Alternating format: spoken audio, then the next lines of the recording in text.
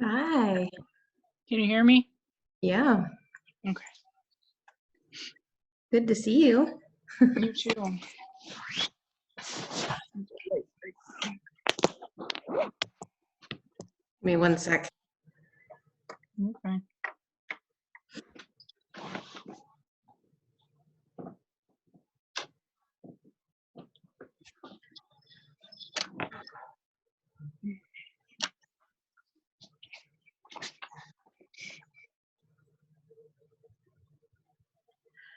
Is that the new place? Yep. Nice. One of these days I'll send you a video of it. When did you formally move in? Hi. Well, we signed the papers on Tuesday, but Oh, this is this last Tuesday? yes, but we've been moving in for a couple weeks. I think 2 weekends ago is when we started spending the night here. Nice. I'm excited for you. Is it in Swartz Creek? Yeah. Cool. We're gonna just at least wait for Brea. She's just gonna be a couple more minutes. Make sure I have everything the way it's supposed to be.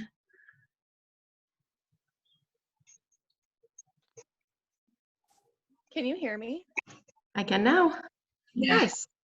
Hi. Okay. Fancy seeing you here. I know. My sister's coming. Yay. That'd be If she nice. can figure it out. What's new with you? Nothing really. Today was very gloomy and we were very gloomy. So we slept in and have been lounging today, I'd say. Nice. Yes, it is very dreary compared to yesterday. Yeah. For sure. What'd you guys do today? Nothing special. We made the paper chains. And Yeah, I saw that. yeah, so we did that, and then we read some stories, very exciting. Nice. I feel like everyone is doing all these productive, amazing things with their quarantine, and I'm like, it's just another Tuesday for me. I should be doing more, but I'm not. Hi, Bonnie. Well, if it makes you feel better, that's how I feel about all your. About my posts? Yeah, I'm like, well, I fail at life every time I see what you do. Well, for what it's worth, probably everything we actually do are the only things I post, so there's that. Hi, Bonnie. Hi, Grace. I'm gonna check my messenger really quick. I don't know what it's gonna do to me, but I'll be right back. Okay.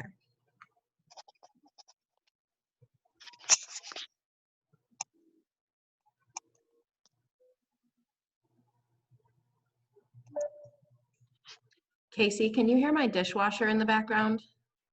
No. Okay. Hi, girls. So cute. All right. Heather and I just tested out Zoom earlier so she could figure it out, and she either lost track of time or she's going to join us at some point, I think.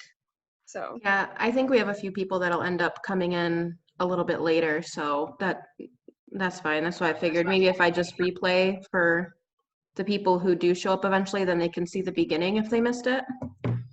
Yeah. Hi, Brea. Hi, ladies. How are you? Good. How are you? So good to see you. Come on, you guys got to admit this would be sweet for a dance party. Yes. Bonnie, it's showing that your microphone is muted. I don't know if that's on purpose or not, or if it's something I need to change for you. I don't know. For who, Bonnie? Is that what you Yeah. said? Yeah. I watched her mute it. Oh, okay. She's diving in now. Okay. Oh, hi. Sorry. I thought maybe I had a setting wrong or something. No, I muted it because I knew it wasn't safe yet to unmute. Okay. Gotcha. This light is like blinding on me here. I'm like glowing. I think if I turn it off, it'll be really dark though. It's okay if you're glowing. We're all glowing. This will work okay for the moment until it gets dark, and then I'll have to put it back on. Hi. So I missed your face. Can you hear me, everybody? Yeah, hi. Hi, Kate. How are you? Good. How are you? Good. I'm Heather. I'm Hannah's sister. Hi, Yay. Heather. Nice to meet you. I love your necklace. Thank you. Thought it was appropriate. So I know we're waiting for at least one more that may end up just popping on late because I don't think she had Zoom installed first, so she may not have known to do it beforehand. But I think we can probably go ahead and get started. And I wanted to mention how much fun last month was and how nice it was to be in an in-person circle, and that I'm looking forward to doing that again. And so this one might be a little bit different, but hopefully it will be at least, equally enriching, just in a different way. And we'll just make lemonade out of lemons, So I have a quick question. Yeah. I'm looking at 4 of you and I have to scroll to look at the other 3 of us. How can I fix it to where we're all on one page? Do you guys have that? Maybe it's because I'm on my phone. Yeah, it's because you're on your phone probably. I have it on the first one, so whoever's talking pops up on your screen. Ooh, I should do that. You can do gallery view, but on your Yeah. phone, you may That's have what I had it. difficulty. I had it Speaker on. view. Yeah. Okay. Yeah, it's probably because you're on your phone, Yeah. the smaller screen. Just get your laptop going, sister. Yeah. So last circle, I did the blessing at the beginning, and I wanted to open it up in case anyone else felt like they maybe wanted to do it this time. And if not, that's cool. I can totally do it. But in case anyone had words to say to open our meeting, then they can feel free. Hannah's like, nope. Not me.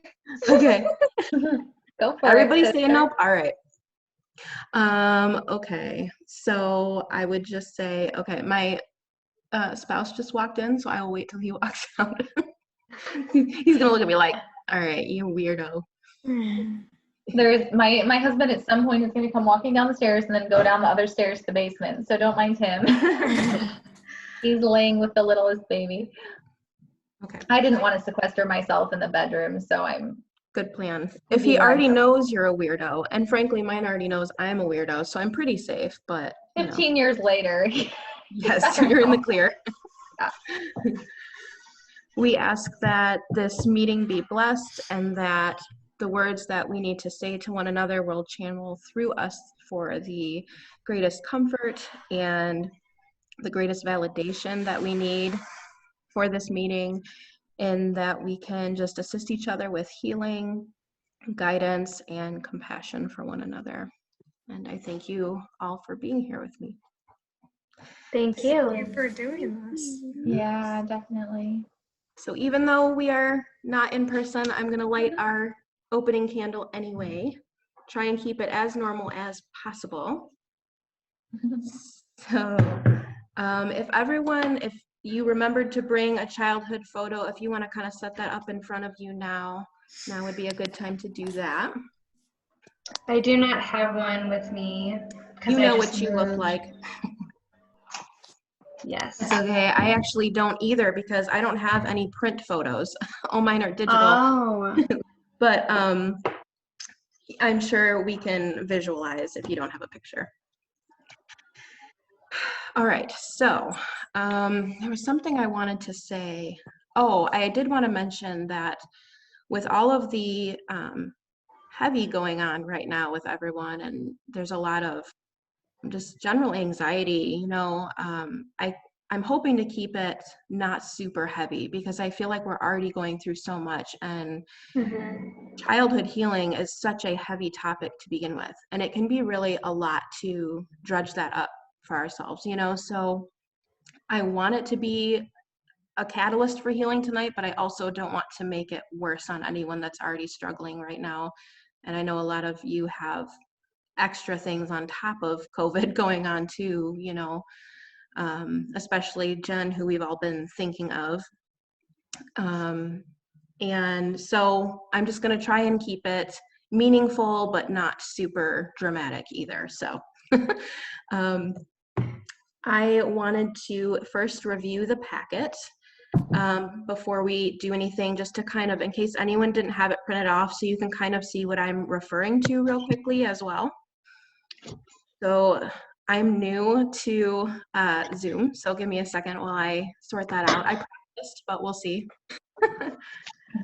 Okay, so here is what your packet for the month looks like. It goes over originally what our plan was, which we were going to do the trance dance, which we'll just save that, and the art portion, the paintings, for another in-person circle.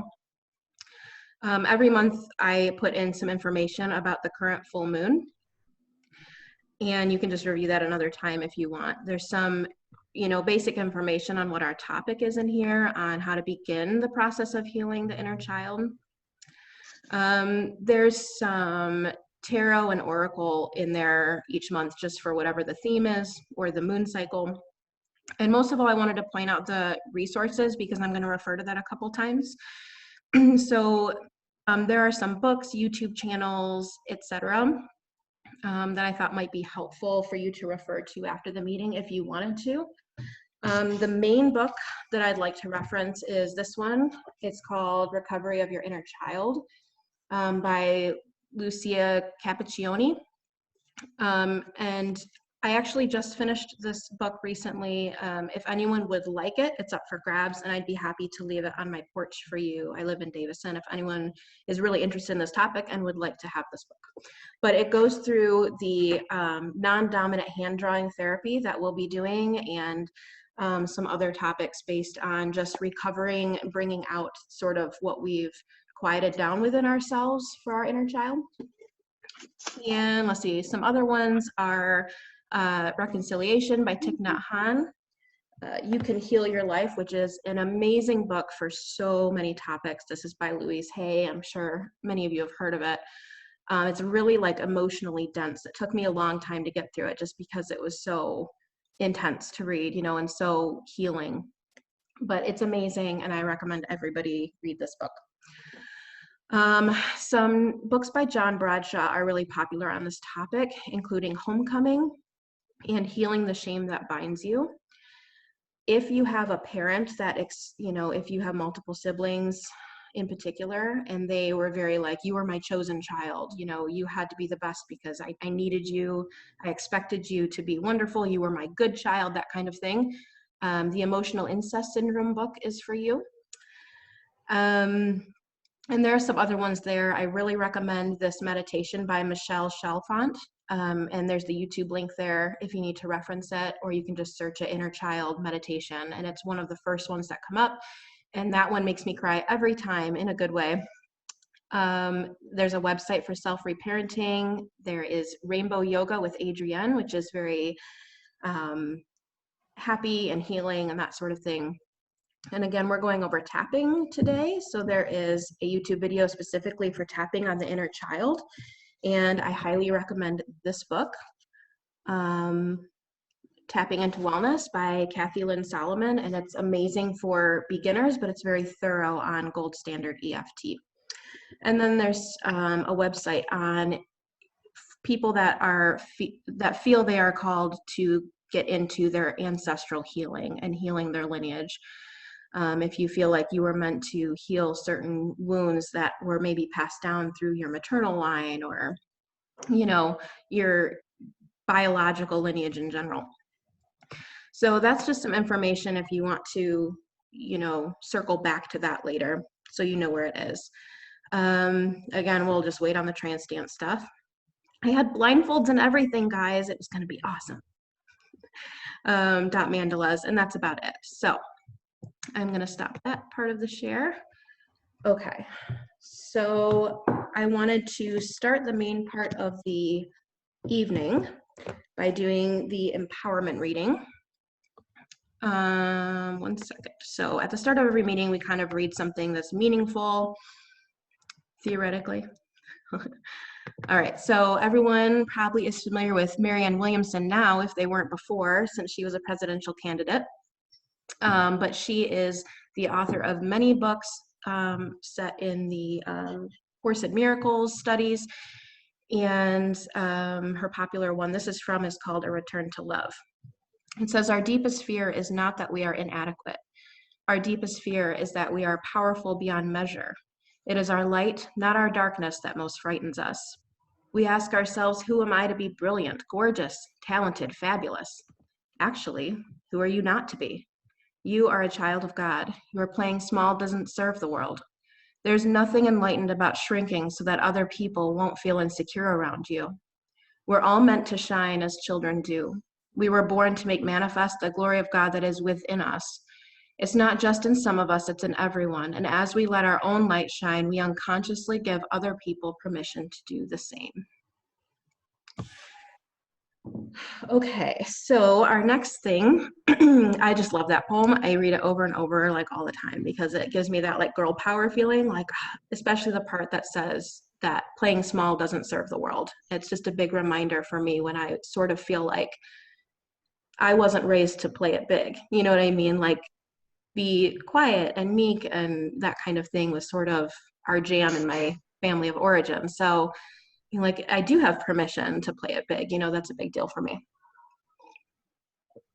So I wanted to go over the full moon information just for this month, like we do or will do at all of our in-person circles.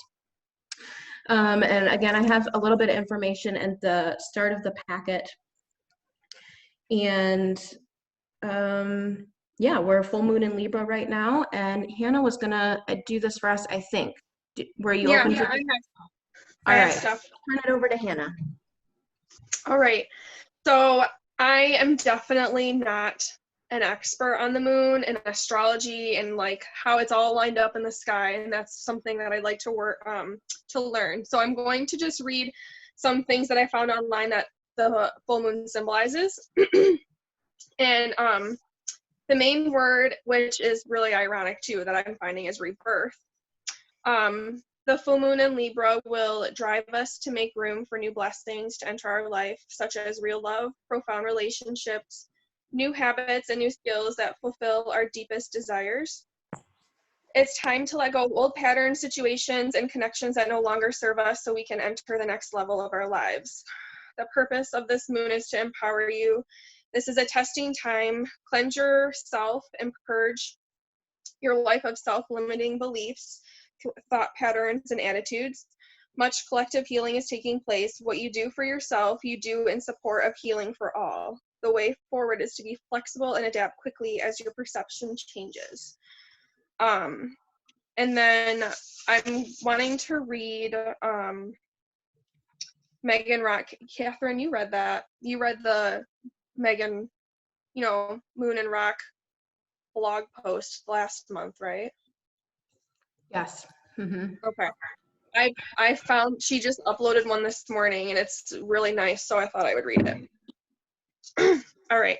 It says, "You are never alone, my child. What you are going through are growing pains. The old comforts which you once clutched on to keep you safe are now keeping you caged. The old modes via which you got what you wanted are no longer leading you towards what you need. The world you have been trying to make sense of is not the world in which you came to live. You are remembering that you are not here to make sense of a system over which you have no control. You are remembering that you came here as an aspect of God or spirit to make sense of itself and to exercise control over nothing but your own inner peace. The reality you were programmed to work into since you took your first breath feeds on your traumas and your fears, but the reality you originated in since your essence extended from source is the reality of everlasting love, which thrives on your creativity and compassion. You know this, and you are breaking free. Return to me. You are shedding skins breath by breath. By no means is this a sojourn convenient to the more tangible world around you, but you know its urgency nonetheless. With every sensation you are called to witness through the eyes of the heart, where you understand that everything you perceive in another, in any circumstance, is a vivid reflection of what longs to be tended within you. The institutions of your world can't teach you this. You recall it from a spark of discernment with your own soul. You are remembering what it looks like to identify more with your witnessing awareness, which is eternal, than you do with your external appearance, which fades. You are courageous. The garden of your consciousness is teeming with potentiality. The sacred seeds of a sustainable future are ready to rise. Give them what they need: a clean body, a clear mind, the light of compassionate relations, and the generous elements of your Earth Mother. You are never alone in her embrace. You believe in loneliness because it can seem true that everyone around you is also traversing the depths in which you are. They all seem so stable. They say they have a plan. They know where they're headed and their hard work appears clear, but you know that such stability is a temporary band-aid atop the wounds festering beneath, and you alone don't walk that path. Remember, when you did, you never found the medicines you needed growing along its edges. It was all too sterile. You see, you have found your vitality in the quiet and the mystery and in the pathless path. You have seen how your motivation for these earthly delights turn rancid and rot over time. While the world around you serves on hormonal hit from hormonal hit of instant gratification. They believe in the numbers fluctuating on their screens, that those numbers prove worth and purpose and competence, but you believe in the beauty arising in your awareness, that such a sensation in your walking prayer for embodiment of the perfection of eternity. You are never alone. Tune into the greater conversation of the deeper reality you're remembering. We are waiting for you to join in. Keep listening, keep receiving. You are always provided with exactly what you need. The growing pains you are experiencing are temporary adjustments as your life here begins to parallel the contract of your soul. You are not alone on this journey. Those who let you see, whether they can see it themselves or not, are walking right alongside you.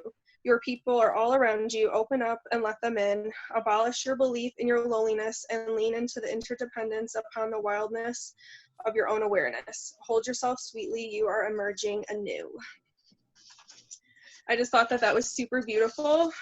She says a lot of really beautiful things. So, but Can yeah. you share that into the Facebook page? Yes, I will.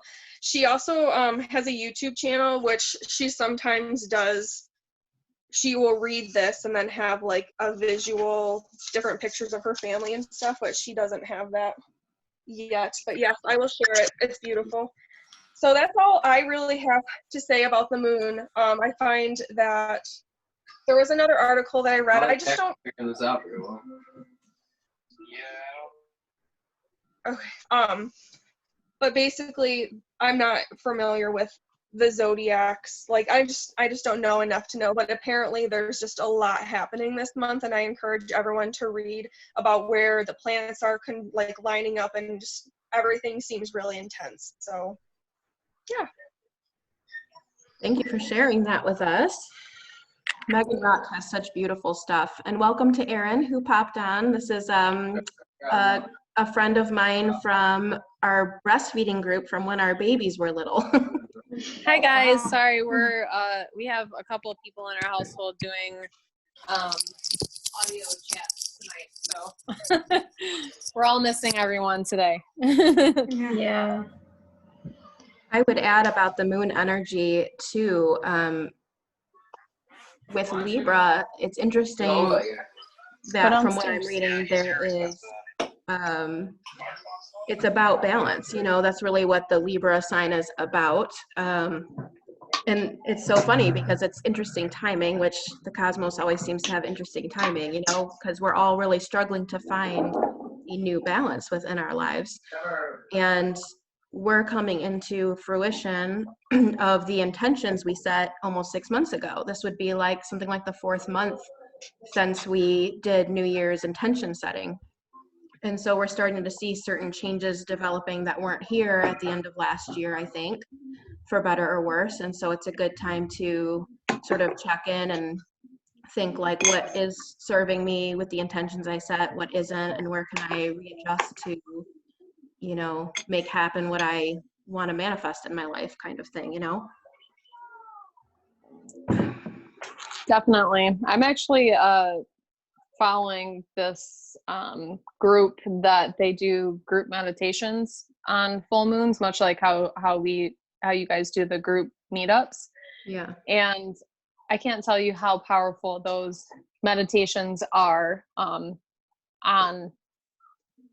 full moon. And you know, I really apologize that I'm jumping in a little late in the No. conversation. Not at all. You won't be the only one, girl. Okay. Right now I have a dog sitting in my lap and he's like, "Hey, who are you talking to?" Just got done eating. But yeah, share that link to your meditation group in the event description if you can.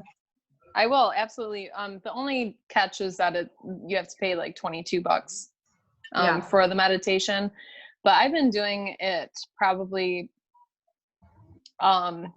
almost consistently for the past year, and it just has helped me to kind of center myself and just kind of like take a breath, you know, because I feel like as women, we tend to kind of put our own needs to the side a lot, and sometimes you just need to meditate. Sometimes you just need to like reconnect with your spirit, and that's why I've been doing this, and it's really been helping. Nice. Good. I'm glad you found something that's working well for you. Yeah. Okay. I wanted to start moving towards the main topic of the evening. Hi, Benny. So the main topic is, of course, healing the inner child, reclaiming our inner child. And for a lot of us, I think it's sort of a new concept. You know, some of us were just really ready to be adults, you know, like we were eager to grow up and eager to do grown-up things. And a lot of it is based in having our childhood needs ignored or not met in the way that would have been good for us specifically. You know, maybe we had other siblings and our parents just did it one way, or, you know, maybe we were only children and, you know, we only got one shot at it, really, you know? Oh, for sure. So I'm going to move into the main topic just for a short minute before we move into some of our healing modalities and see if we want to open it up to a little bit of discussion and sharing maybe. And again, this is a very safe place. I'm not going to publicly share the recording of this. You guys will get a copy of it if you missed the beginning or you want to rewatch it, but whatever is said here stays here. Any tears shed here will stay here.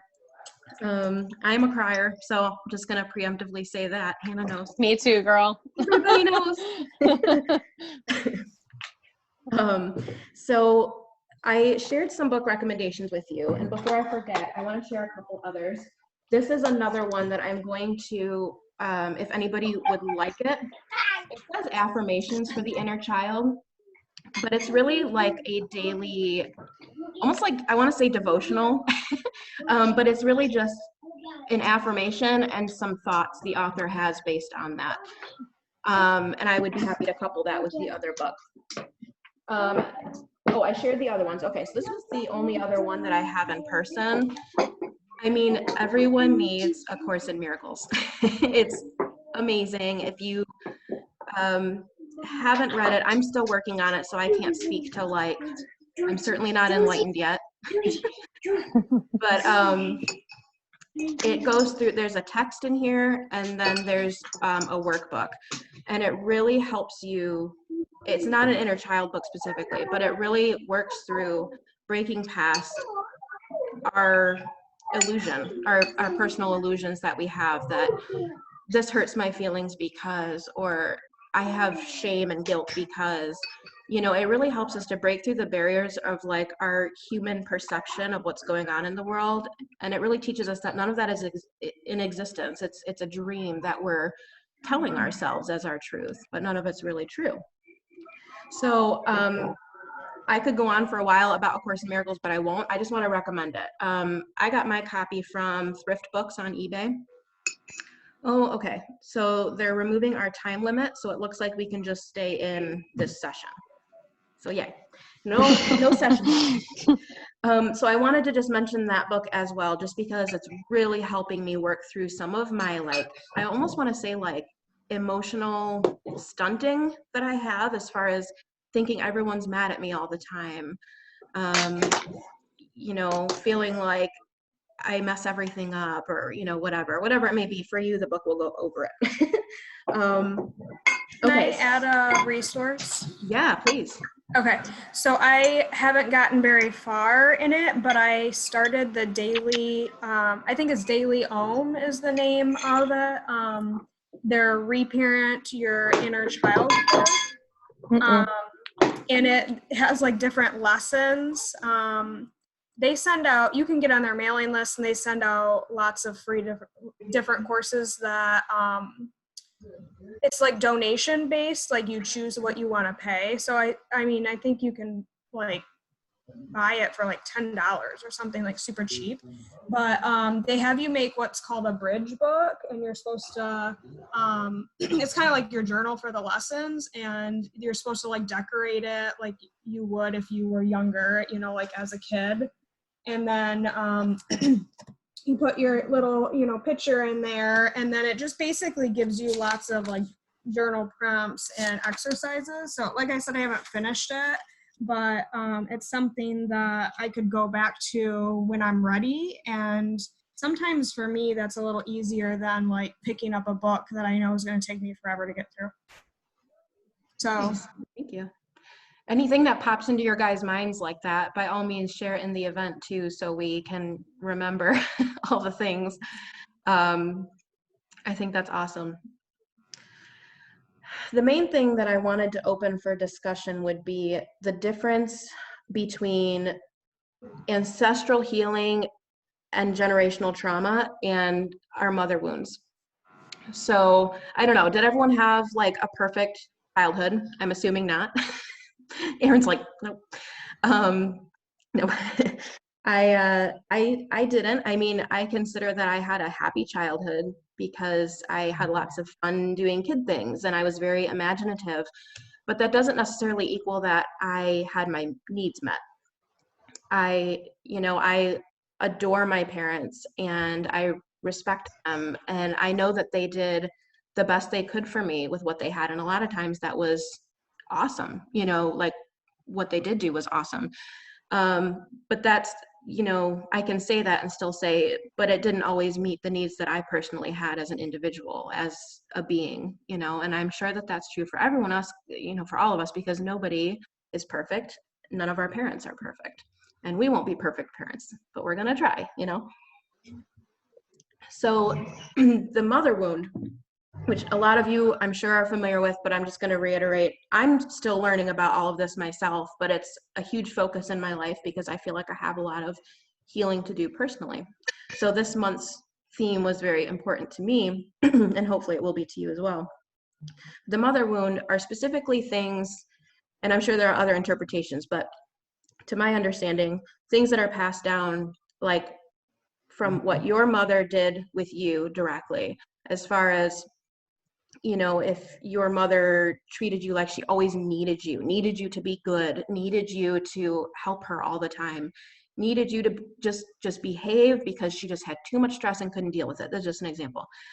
that would create within you a wound based on your mother's needs. You know, a wound she put on you because of her own needs that she wasn't able to meet for herself or by her mother. This is a mother wound. And there's actually an amazing Instagram. I shared it with Bonnie. I can't remember. I think it's called the Mother Wound Project. And it's very direct. It's very like, you know, you are not obligated to go to Easter dinner with your mom if you don't want to. You know, you do not have to meet a need you're asked to meet out of obligation or out of respect. Like, it's about boundaries, you know. And sometimes we're not able to have those boundaries until we're well into adulthood, if ever at all. And so those mother wounds tend to be things that we deal with for our whole lives, even though they were just maybe little sprinkles of things here and there, or maybe they were very poignant things.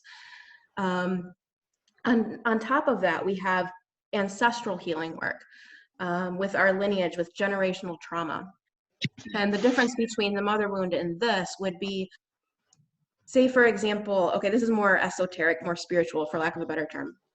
So if you had a grandmother or a great-grandmother that lived through, I don't know, the Irish potato famine or something, and she migrated, you know, she will have had hardships that will be physically and emotionally passed down through those generations.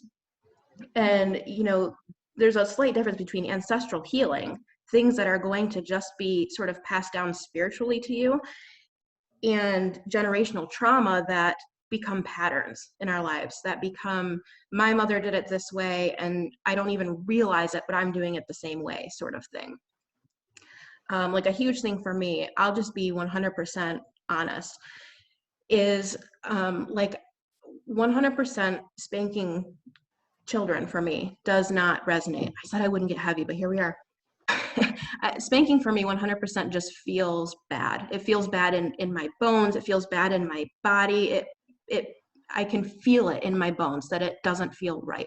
And that's not necessarily true for anyone else, but that's how it feels for me. And maybe that's because I was spanked and I have leftover wounds from that. I don't know. But that doesn't mean that I don't struggle with the concept of it, because that's the only parenting I've ever known. That's the only parenting my parents have ever known, and so on and so on. And this is unhealed generational trauma. And so, you know, you can apply it to something else. Like, for example, my dad was a big yeller for a while. He just was so impatient, so impatient. And I told myself as a teenager, I will never be impatient, because it's awful. It's awful to live through. It's awful to be the kid of someone impatient. And lo and behold, I have a kid and I'm impatient AF. You know what I'm saying? So, and it's like patterns you can see. Like, I hate that about this person. That is not something I love about you. And it wounded me. But I find myself repeating this pattern. And so when you recognize it and you're able to call it out, you know, within your own illusion, so to speak, that's your opportunity to consider yourself a trauma healer, you know, a lineage breaker, whatever you want to call it. It's our opportunity to change this pattern for the next generation. And some of us are called to do that. And while it's still somewhat of a pattern in our lives, that next generation, or especially the one after that, it won't even exist anymore. And so this is a very important calling, and it's hard. It's so hard, and it's painful, because you're having to personally, you know, drudge up these really difficult things. And you're not just able to say, well, I'm just not going to do that because I recognize it. If only it were that easy, you know. It's more like, I lost my train of thought, sorry. It's just a really difficult thing to go through. And I wish it were as simple as just saying, I'm just not going to do this go thing upstairs, anymore. because I have an important conversation right now. So then we have the ancestral healing I mentioned. And like I said, a lot of this, you know, if you had parents or great grandparents that went through slavery, there's going to be some spiritual murk and mire, you know, and some of that's a little bit harder to pinpoint why that is a thing for your family. Maybe it's just passed down as bigotry, white people are bad or black people are bad or whatever, because that was their experience. And that experience continues to live on in spiritual ways and physical and emotional ways. And a lot of the times we feel this generational trauma even in our physical bodies, And I expect that if you believe in past lives, that is some past life trauma as well. And that's a whole other thing,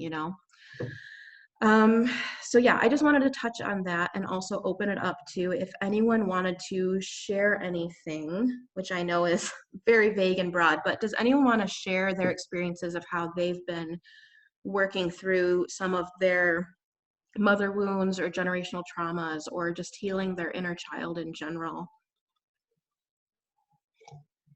And if not, that's totally cool. I have to sit with myself for a while and contemplate it, I think, because it isn't really a topic that I've really dived into at all.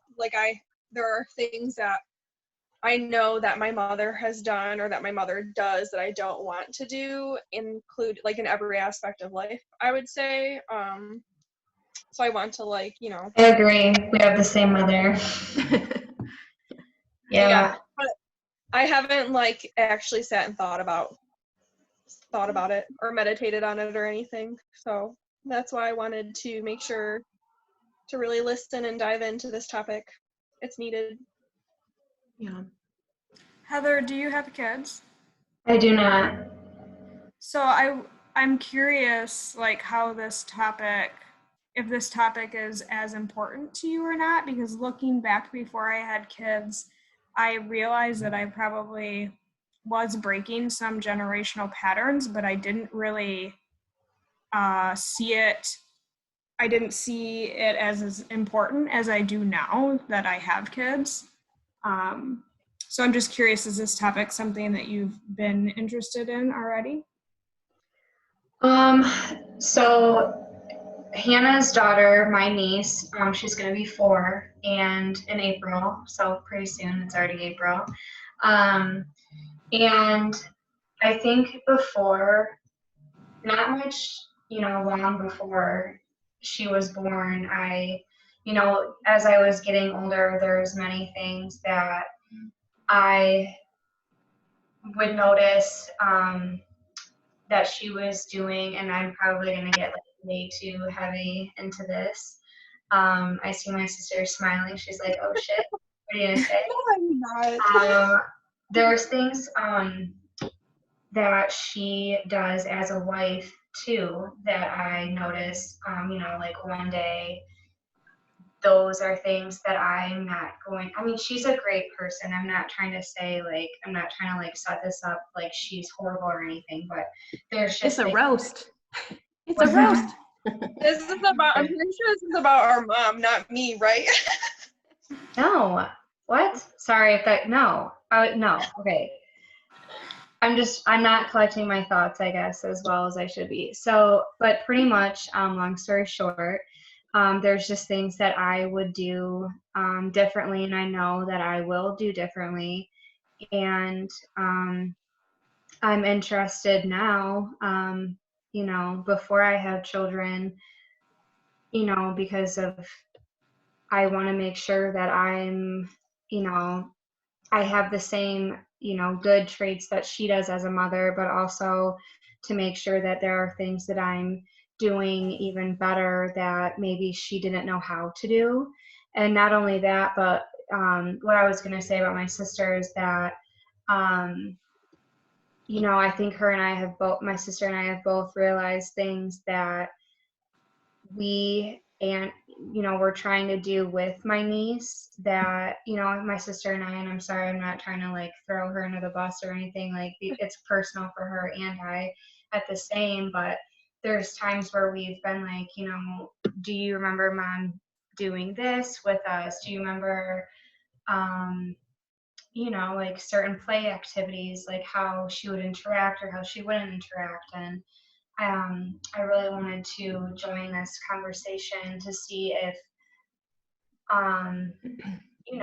breaking the chain, it's what it's all about. Is there things that I need to better try to understand that she, how she was raised, maybe she didn't see certain things certain traits from her mother to pass on to us. And sorry if I'm not making any sense. No, that makes sense. I think that you're in like a awesome position where you're already aware of this, and then you have your sister and Right. you know, your niece to like kind of see how that affects being a parent as well before you even are one. Yeah. I think too that Heather and I have more probably within the past couple of years, well, probably too ever since I had Cora, whenever I like come to a conclusion, or like if I ever think of something that, oh, I don't remember this happening or what have you, I'm sharing it with Heather. So like we're both having a lot of conversation about how our parenting was.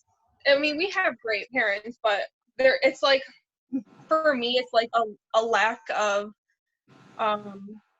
just being connected with them. Like I feel like they're just distant people in my life. Like I could probably quit talking to my parents tomorrow, and like, yeah, I would be sad about it, but like I just don't, it's hard to reach out to them because they don't reach out to me. I don't know. Right.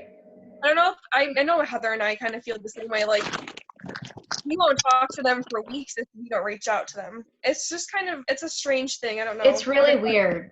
It is. Our parents care a lot about us, but you know, I recently moved out, and there was no like, you know, and this is like what I was saying, like how I would do things differently. Like if my daughter were to move out, I would be like, you know, are you unpacked? Are you settled? Are you decorating the way you want? Like, are you surviving? Are you eating? Are you cooking good? You know, like there's things that, you know, like Hannah was saying, like we just don't hear certain things, like the connection isn't there. Like, Yeah.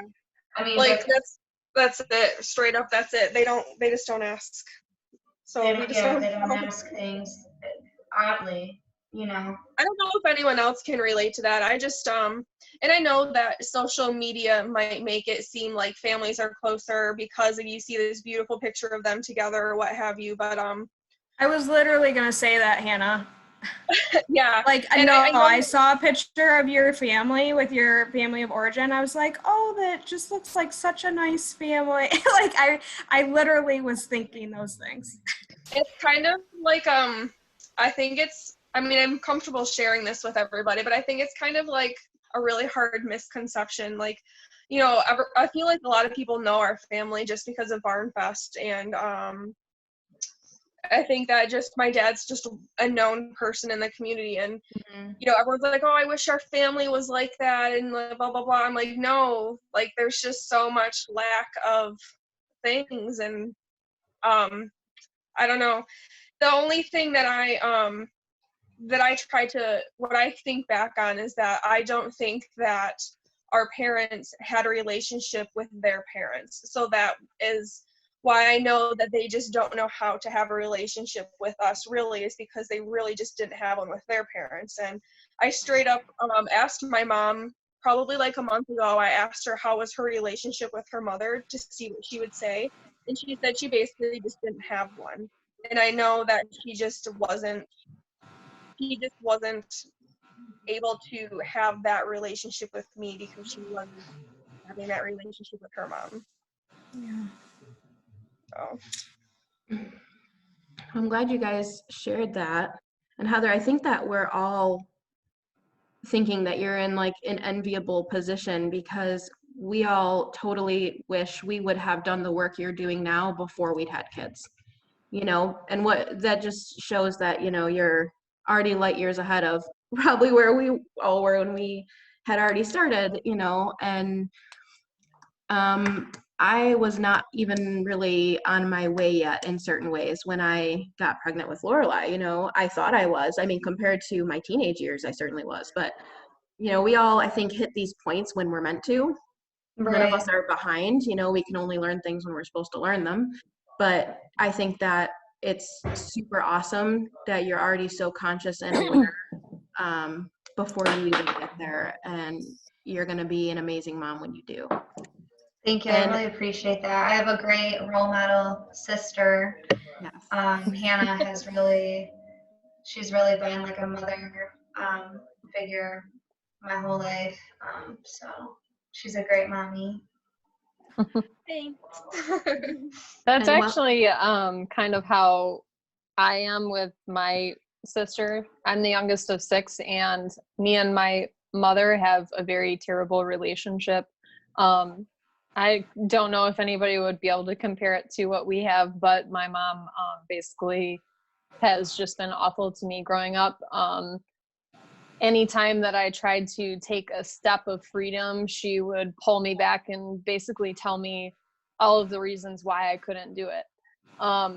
And me and my oldest sister had formed a bond and a relationship to where I consider her more of a mother figure than my own mother. Yeah. So I think it's great that you guys have that relationship, and it's good to just lean on that when you can. Definitely. Yeah. welcome to Anne, who popped on. Anne is my dear friend from the First Metaphysical Church and Reiki healer extraordinaire, shamanic practitioner. I'm happy that she was able to join us. And I'm going to have a link sent to you for the beginning of the meeting so that you're able to not miss anything later on. Hi, Yeah. Anne. This kind of healing, you know, we're healing ourselves and our own childhood and our own mother wounds, but we're really healing these wounds from the generations before us. And that's why it's such important work. And even though it is painful to dive into those shadows and make them our friends, you know, and not ignore the shadows or just think positive, but really to do the work around it. And self-acceptance is really key with that, I think. And that's a lot of what EFT that we're going to be doing later is about. You know, it's about validating what you're feeling and unblocking those channels, and not just, you know, it's everything's happy, everything's good, life is so happy and perfect. It's not that. It's, you know, this sucks right now. I'm not okay with this. I feel angry, you know, and that's a lot of times I think what we need really, because how many times were we emotionally blocked as children to where we've stopped being able to appropriately emote when we need to. We've stopped being able to let out the sobs when they're dying to come out, and instead we get that really painful rock in our throat, you know, the one where like you want to cry but you hold it back and it hurts. And it hurts because it's not right for you or your body, you know. Every time I cry, I catch myself like, I'm sorry. I did this to Brea just like 3 weeks ago. I don't even know what it was, but I feel so silly, you know. But, you know, it's an opportunity to allow ourselves to say, it's okay to feel what we're feeling. It's okay for it to not be happy and rainbows right now, because I need to feel this before I can feel the positive. It's not healthy for me to spiritually bypass the truth and the actual thing that I'm feeling and pretending that I'm actually just feeling positivity, when sometimes, you know, negativity isn't a bad thing. It's just another thing. It's another way to figure out what's going on. And when those feelings arise and the lumps in our throats arise and our anxiety arise, it's our body trying to tell us something, maybe our inner child trying to like tap at us and say, hey, pay attention, I'm feeling something, I want to be heard. And instead we do to ourselves what our parents did and say, no, stop that crying or I'll give you something to cry about, you know. And so things like EFT or doing something that's a hobby, you know, they're great ways to retrain ourselves to allow ourselves to have feelings, you know, to allow ourselves to not be okay all the time, not be balanced all the time. You know what, Catherine, I don't mean to interrupt, but I just wanted to add on to this. I struggled for a long time because I am a very emotional person. I mean, I am definitely the person that cries at the Sarah McLachlan commercial when they show the puppies like in cages. And I mean, I struggled for a long time thinking that I was just a big crybaby, right? And my emotions weren't validated because I had a mother who basically, you know, pushed me in a closet every time that I had any kind of emotional spike of any kind.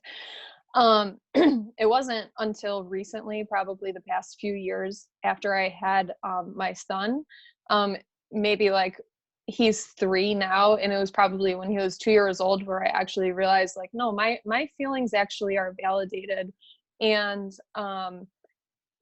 I just I think there's a point where you kind of break, where you have a moment where you like literally nothing is good, like nothing can help you, and then something comes in and you regain your strength and you understand what your strengths are.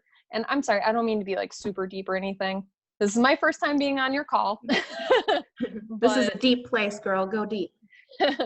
I mean, I was reading several books on astrology and numerology, and meeting up with psychics and mediums, and I feel like that kind of built me as a whole and kind of gave me reassurance in the person that I am, that the person that I am is worthy of love and respect from others. And sometimes it's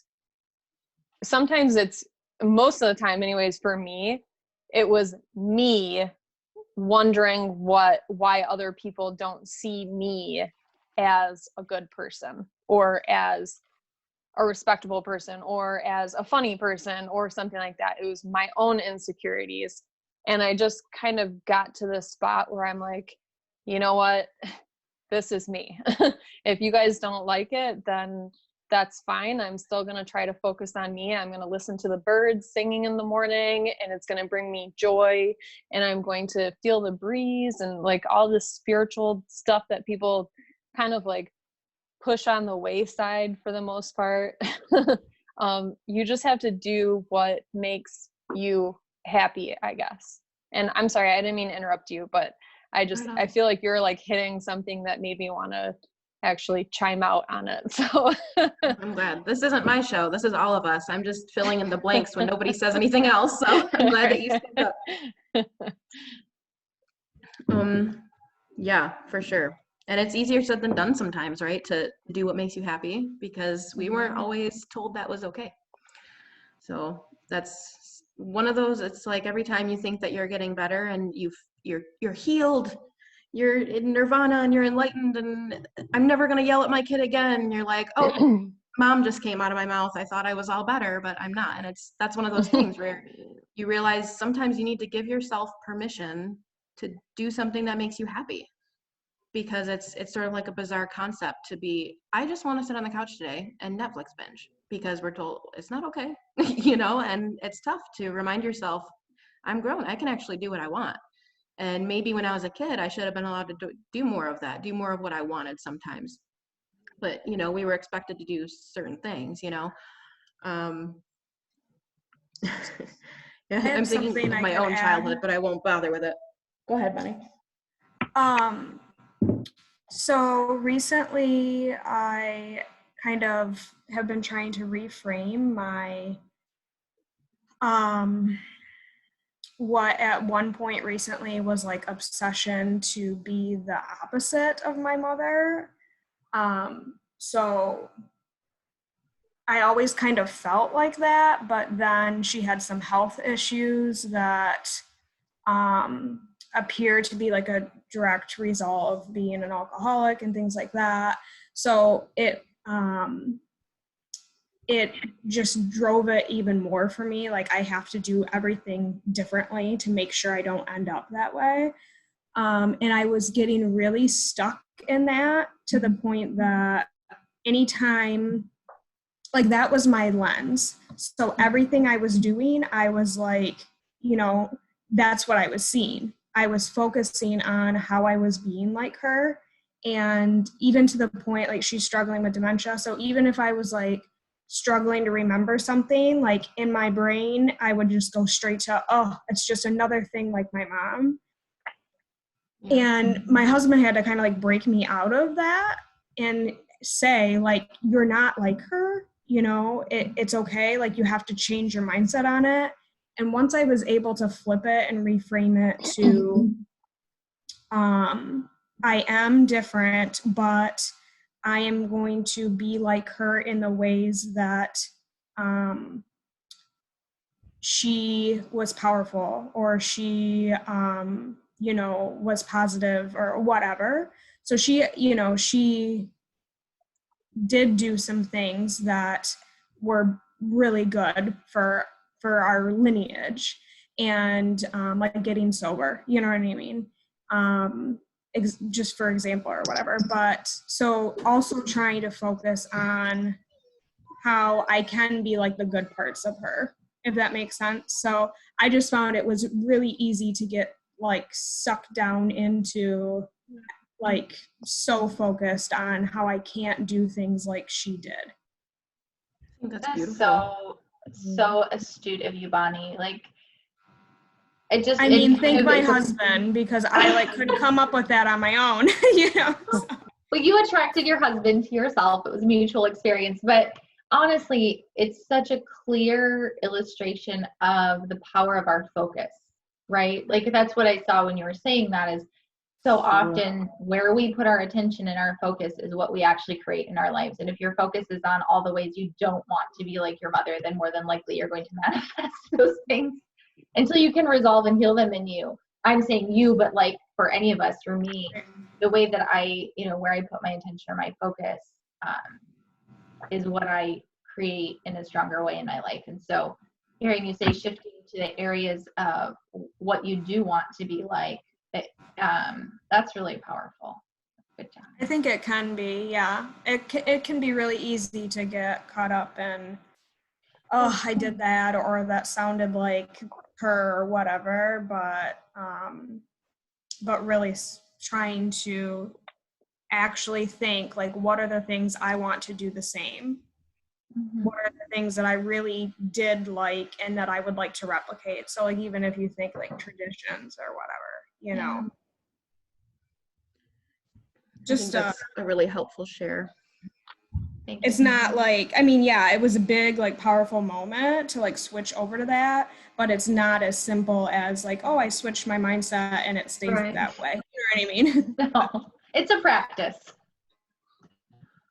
I think when it comes down to it, you really need to remind yourself that just because that was your mother or your grandmother or your father or your grandfather or your great grandfather, just because they are related to you doesn't mean that you're going to pick up those traits. You should do what makes you happy and what gives out the best love and the best reality, I guess. I am curious, Anne, if your microphone is working, I'm curious how, I assume your parents have crossed over, how this topic maybe shifts once they've passed on, as far as, I actually got a text from my dad yesterday saying that after, I think my grandfather died when I was like 12, and he just yesterday burned his, like, things like, his car title and documents with his phone number on it, and how he felt sad. And he was like, I know it's so silly because, he's been gone for years, but it still feels upsetting, and like final burning these papers with like his name on it. And, it's proof they lived. So that's reasonable. But I wondered for you, if you feel, with, if you have any childhood wounds, how does that feel once they've crossed on for you? Do you feel guilt for thinking negatively of parents that have crossed over, etc.?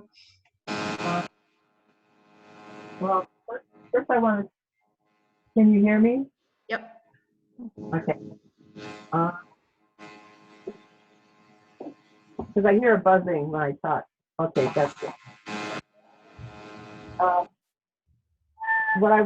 With your father, that was very,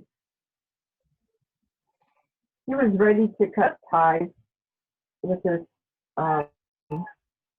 sister, which is good, because we do not want to be attached. We want to be non-attached to everything.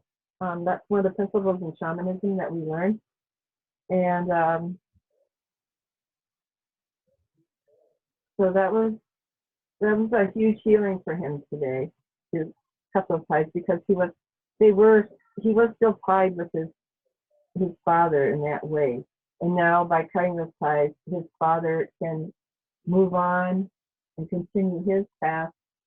He has to a certain point, but he still was attached to his son, and that way there was a growth today for both of them. His father remained still helping his son out until he was ready to let go, and he was today. With my parents, they were, yeah, that's a different story because I'm finding out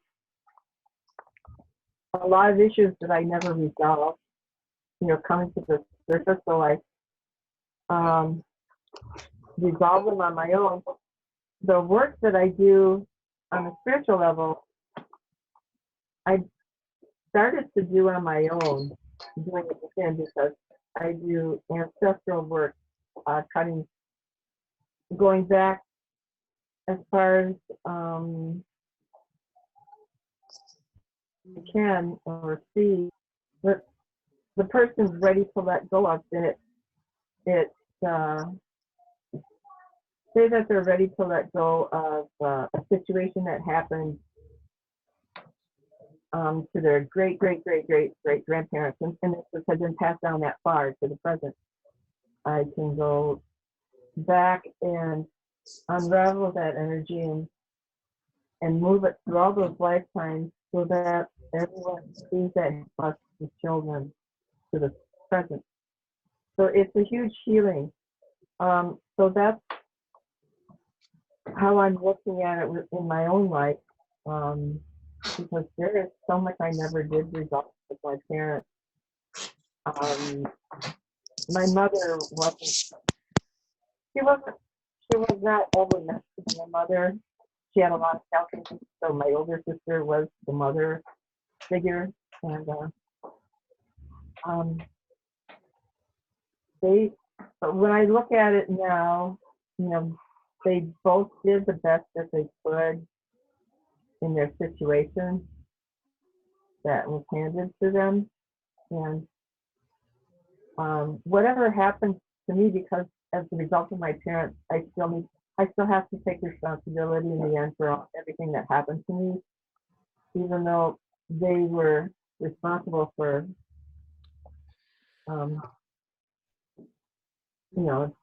how my outlook was in life. He's part of it, but I just look at, I'm just trying to find out who I am, and I kind of haven't even, when I think of my parents, I don't know, it's a big garble. There's so much to take care of, but I'm trying to look at it in a different way of all the wounds that I've experienced, where I'm looking at it to see what was I supposed to learn from this, and then, because I've seen through my life, if I haven't learned the lesson, it repeats over and over. It doesn't matter if it's from my parents or whoever. That lesson is there until I learn it. And I've had this lesson appear in my life, women relationships, friends, things. I've had that happen 9 times in my life. I haven't learned the lesson yet that's coming out of it. But I am starting to learn, because I spoke with Kate a bit about it a little bit, and that lesson I'm supposed to learn is my own self-worth and my self-respect. And that was also the lesson that my friend Heidi was supposed to learn also. We figured that out. It reflected back between us that we needed to establish self-respect and self-honor, self-boundaries, everything that is foundational for finding out who you really are. I don't know if any of that made sense. It just kind of fell out of my mouth. And this is Erin, and I just want to thank you for sharing that, because I really do believe that sometimes in life the lesson learned is not an external thing, it's an internal thing. And I think that you're on the right track with that. And I think you should just keep digging and just have patience in it unfolding. Yeah, it's been, I made a lot of headway since I've gone down that path. Everything is about looking on the inside. And you can see what your environment is mirroring back at you, and what you're telling you, this is what I need to work on. And it, you know, may not be what you want to see or hear, but it's always telling you. You know, so yeah. Jen, did you have something you wanted to add too? Yeah, I did. But I was just waiting for my turn. Yeah, I was thinking about this like about 10-15 minutes ago, like, and yesterday, really what is my mother wound now that my mom has gone.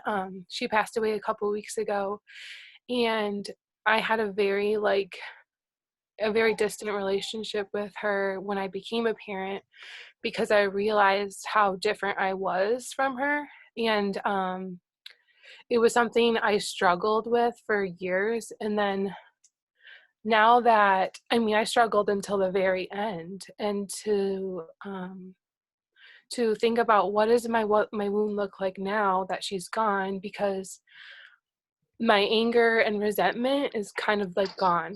It's really weird. And it's like, all of a sudden I can only see all the good.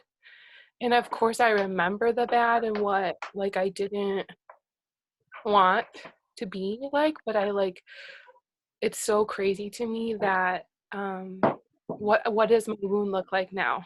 So I have to like figure out what my new normal is, I guess. And I'm sure it's just a journey, but I will say once they're gone, it feels very different. Yeah. I'm sure sometimes that relationship status and the pain from it can sometimes define us. You know, it can sometimes define who we are. I feel like my relationship with my dad in particular defined me for a really long time. And I'm sure that when that shifts really suddenly, like you're experiencing, Jen, that it's probably just sort of an emotional upheaval, because some of your identity at least was sort of enmeshed with your relationship with your mom and how that was for you. And you don't have those feelings all of a sudden. So you're probably feeling a little at sea, I'd imagine, you know? Well, I think what Anne said was really meaningful for a lot of areas in life, for all of them, but especially this, you know, what was I supposed to learn from this? And if we can have that perspective about so many things, it takes a lot of the resentment and unforgiveness out of it. And thereby we're able to heal the relationship and also heal ourselves. You know, once we're able to effectively move through the anger that we do have, and we can release that into something that better serves us in the next moment, being like, how can I make this my teacher, you know? So I did have a video I wanted to share with you all, but for the consideration of time, I'm going to just wait to the end and see where we're at. And if we don't get a chance to share it, I will just put it in the description box of the event, or the comments, I mean. So I want to move on to basically what we've got left is we're going to do our section with Brea. We're going to do a little of the non-dominant hand drawing therapy, and then we're going to do our EFT, and that'll be the end of it. And if there's time, I'll share the little 5-minute video. If not, no big deal. So I want to give it over to Brea now, who's going to do a meditation. We're going to do a letter to our younger selves, if I'm correct, and we're going to go from there. Awesome. All right. So I happen to have a father who is many, many awesome things, also some challenging things. And one of the things that he is a huge advocate for work on your inner child. And he is a personal counselor and several other things. Has developed a program for alignment with self and that type of thing. So one of the stories I've been told for a long time, most of my adult life, is sort of a story of the inner child. And so when Kate had mentioned that the theme for April was looking at our inner child, I thought, well, she had asked me, step up if you ever feel inspired to help, co-facilitate any part of a circle. So I felt called to this topic because it's something that has been a part of my life for a while. And in many ways, I had what I feel like was a really blessed childhood where I was just invited to be exactly who I was and reminded that I was a being of love and that I was okay no matter how my behavior looked. And my parents still had patterns. And I'm noticing it so much now that I have my own children, now that I've been in a marriage for 10, 11 years, these patterns are starting to emerge more readily. And I'm like, oh, wow, yeah, that looks a lot like my parents, or, oh, gosh, that looks a lot like my dad. I don't want to do that. So I have all of, I may have been familiar with this work for a long time. It's not new to me, but I still have my own work to do. That said, I have kind of a guided visualization, something that's a variation. I heard something that was similar to this, actually, that my dad and his partner shared. And then I kind of just rewrote it to be more resonant with me. I'd like to guide you through it. Personally, for me, I feel like have an easier receptivity when my eyes are closed. So I'd invite you to close your eyes and just get comfortable and take some deep breaths. If you're not comfortable closing your eyes, by all means, keep them open. Just a suggestion if that is comfortable for you. Imagine you're kind of a little kid curled up and cozy and listening to a story. So imagine for a moment what it might have been like before you were conceived. You are pure love. You're existing as conscious awareness, one with everything in the universe. It is a joyous experience of expression. As your body starts to develop, you start to explore. Maybe you're moving your arms and legs. You might be poking your mom in the ribs. You hear her heartbeat, and it's so comforting. There is this total sense that everything is a part of everything else. You are one with everything, and that is an experience of bliss. You're in the state of bliss where everything is just taken care of. Feel this weightlessness as you're suspended in the warm universe of your mother's womb. You are without want or longing, and your needs are always met. As you start to grow, it starts getting a little cramped. Your world is changing quickly. It takes more effort to move, and the area appears to be getting smaller. Even so, you are one and at ease with the process as it unfolds perfectly. You are creation. You are one with all things. You are pure love. Your awareness is that your body and your mother's body are one. Everything is happening in your environment, and it adds to the unfolding of your experience. The sounds, the music, whether there's an argument, hostile energy, or emotions. If there's calm and conscious love present, all of these events, all of these feelings and experiences play a really important role in your perception of the world, because they are all recorded in your developing mind. Regardless of the environmental influence, you still know you are pure love. You know everything is love, and you have trust in this knowing. And then you're born. You take a breath. It may be bright. It may be cool. Maybe you find yourself warmly resting on your mother's breast, or perhaps you're held in gloved hands and rubbed roughly with a towel. You might feel cozy and safe, or you might experience vertigo and disorientation. Again, regardless of this personal experience, you have a world of sensation opening before you. All of the information is recorded in your being. Keep in mind this unique fact, though. Your experience is recorded as an expression of pure love that you are. You are incapable of judging. The experience you're having is exactly that. It's an experience unfolding. You are one with everything in your creation. You are love, and so is everything else. And that is the all-encompassing knowing. that you have deep within. Now you are enthralled with your world, with your mom and your dad. You want to be held and touched. In almost all cases, your experience is full of love and joy and exploration. You look at your mom and your dad and you feel that you are one with them. They appear to be an extension of your body, as you haven't yet realized that your fingers are your own and they have theirs. You experience, everything is your body. Everybody is part of you and you are part of everything around you. You are pure love. Then there is a moment in time when you have awareness that your parents don't seem to be experiencing the same continuous joy that you experience. They appear to be acting differently. Perhaps you see behaviors without cognitive understanding. You have an awareness, a flood of feelings and sensory experience. You see your parents don't seem to be acting like they know they are love. This doesn't resonate with you and your inner knowing. Perhaps you become subtly aware that they don't remember that they are love. So you remember your source and your beingness, and you go about reflecting it to them to help remind them. You are using sounds now, cooing and staring into their eyes and smiling and other behaviors they seem to really enjoy. As time goes by, it doesn't seem to continue working though.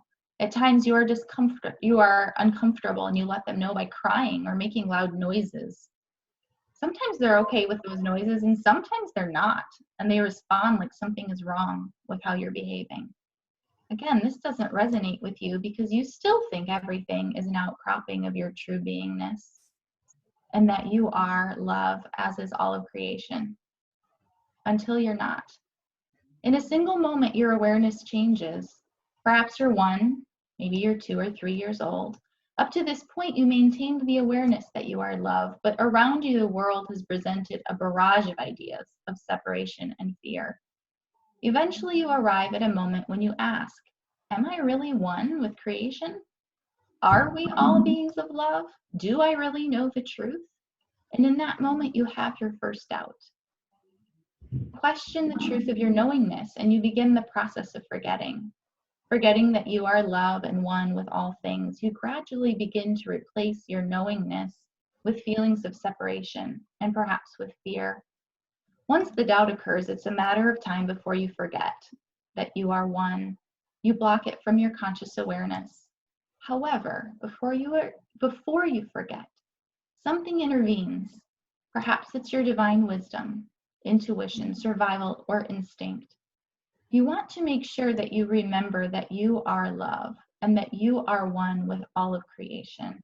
As you feel the need to adapt to your surroundings, you know that you need to remember this because it is essential for living the life of your true being. Imagine now you are a very young child. You're walking in a cavern. You walk hand in hand with your pure awareness, your inner child. You find a warm, dim cave, and you let go of the hand of your own truest self. You call on a guard to protect your innocence from additional trauma or the ongoing barrage of distortions of truth. The guard within hides the awareness that you are love and allows the ideas of separation, the belief that something outside of you can cause your internal experience to be real. This is an act of service as you feel the need to adapt to your surroundings in order to survive and to grow. Eventually, you completely deny that you took this part of yourself and set it aside. Although your original intention was to protect yourself, the guard you assigned there became a prison guard for your inner child. The guard kept awareness and experiences from being received, and your inner child became suspended in time. Everything your child has acquired, knowing it was love and one with everything, is still available, but stored there in your unconscious. Deep within lives the awareness of being pure love, in unity with all things. You're sensing, you're knowing, and you minimized it to fit within what you're learning and experiencing as a child. You likely project your own internal wisdom outside of you. You make mom and dad and the world your authority. After all, that's what you learned from them. That's what they learned from their parents. You also learned many different interpretations of who you are and what you are, though few of them include that you are a joyous being designed to live a life of love. It's most likely that your parents had loving intentions, that they did the best they could with the realities that they had, though like you, your parents were created from pure love. They also went through this similar process of forgetting. Now you're 10 or 11. Eventually you accept the idea that you are totally separate. You believe that wisdom is external and that love is something you do, not who you are. You gradually disengage your awareness. You stop trusting your joy and your bliss. You don't forget completely, but it lives below your conscious awareness. You are taught that love is about approval and acceptance. You may forget your joy and the knowingness of what love really is. You likely replace your knowingness of being love with these distortions, and in some cases, extreme distortions of punishment or fear of authority. Like a dormant seed, you still have deep within you the joyous truth of who you are and your oneness and unity with everything. You trust that at some time in the future, you'll be able to open up and retrieve this knowingness to revitalize it and make it part of your conscious life. As you mature and gain more experiences, you unknowingly develop a lack of trust for the people in your world because deep down you know the truth, and it doesn't appear to match your experience externally. Now a teenager, you forget you are the one who initiated the letting go of your own awareness. You are taught that cause is external. You make your parents the cause, and eventually you transfer blame outside of yourself, rather than owning that you, not an external authority, is blocking your awareness of your true nature and your true joy.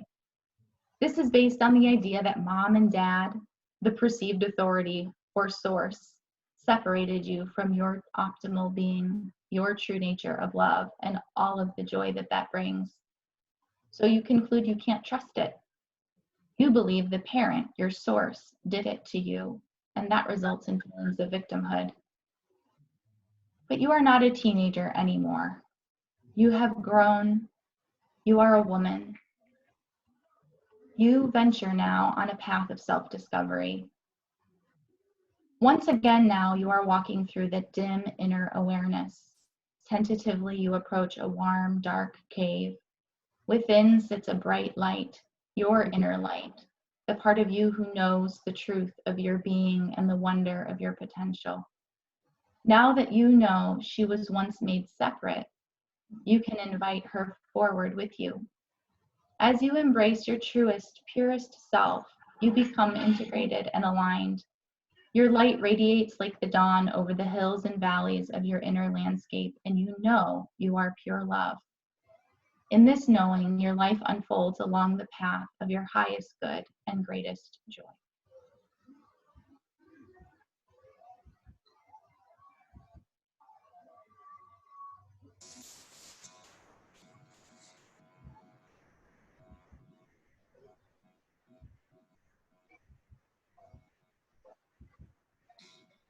He said we're all speechless.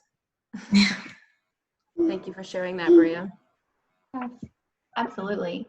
I guess I would pause for just a moment and invite anyone, if you had something to share from that experience or a question or insight, I want to make sure there's space for us to interact with each other before I move on. I just want to make what popped out for me at the end is that we are all love. And because that's been being presented to myself pretty in the last 2 weeks. The concept that we are love and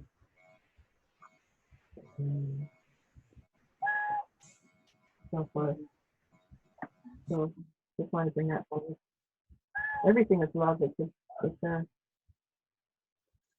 when you think about it, it's just, I don't know. When you get rid of all that stuff underneath it, you'll always find love underneath and in it. Ready to be transmuted or whatever. But all is, yeah, we're all love. It has everything out of that. That's what it is. The most. It made me curious to look into some like womb work, like especially the portion of like being in the womb. Like I thought, wow, this is why Lorelai loved being swaddled so much, because I can't imagine like feeling that enclosed tightness, comforting thing, and then being out and you're just totally flailing and without the warmth and the liquid and all of that. So that kind of made me want to do some more just specifically like being in the womb meditations, if that makes sense. That felt nice, that portion of it especially. Yeah. All right. Did you have anything else, Brea, to add with that? Well, I have a letter writing exercise if we feel like doing it. It's entirely up to the group if it's something that you feel would be valuable for you. It's something my mom teaches. My mom is a doula. She's been a doula for 30 years and supports women through childbirth and kind of the transition into being a mother. And often that process, as many of you know, triggers our own healing. And so something that she teaches her clients, which I've used abundantly in my own life and had profound experiences, writing a letter with a pencil.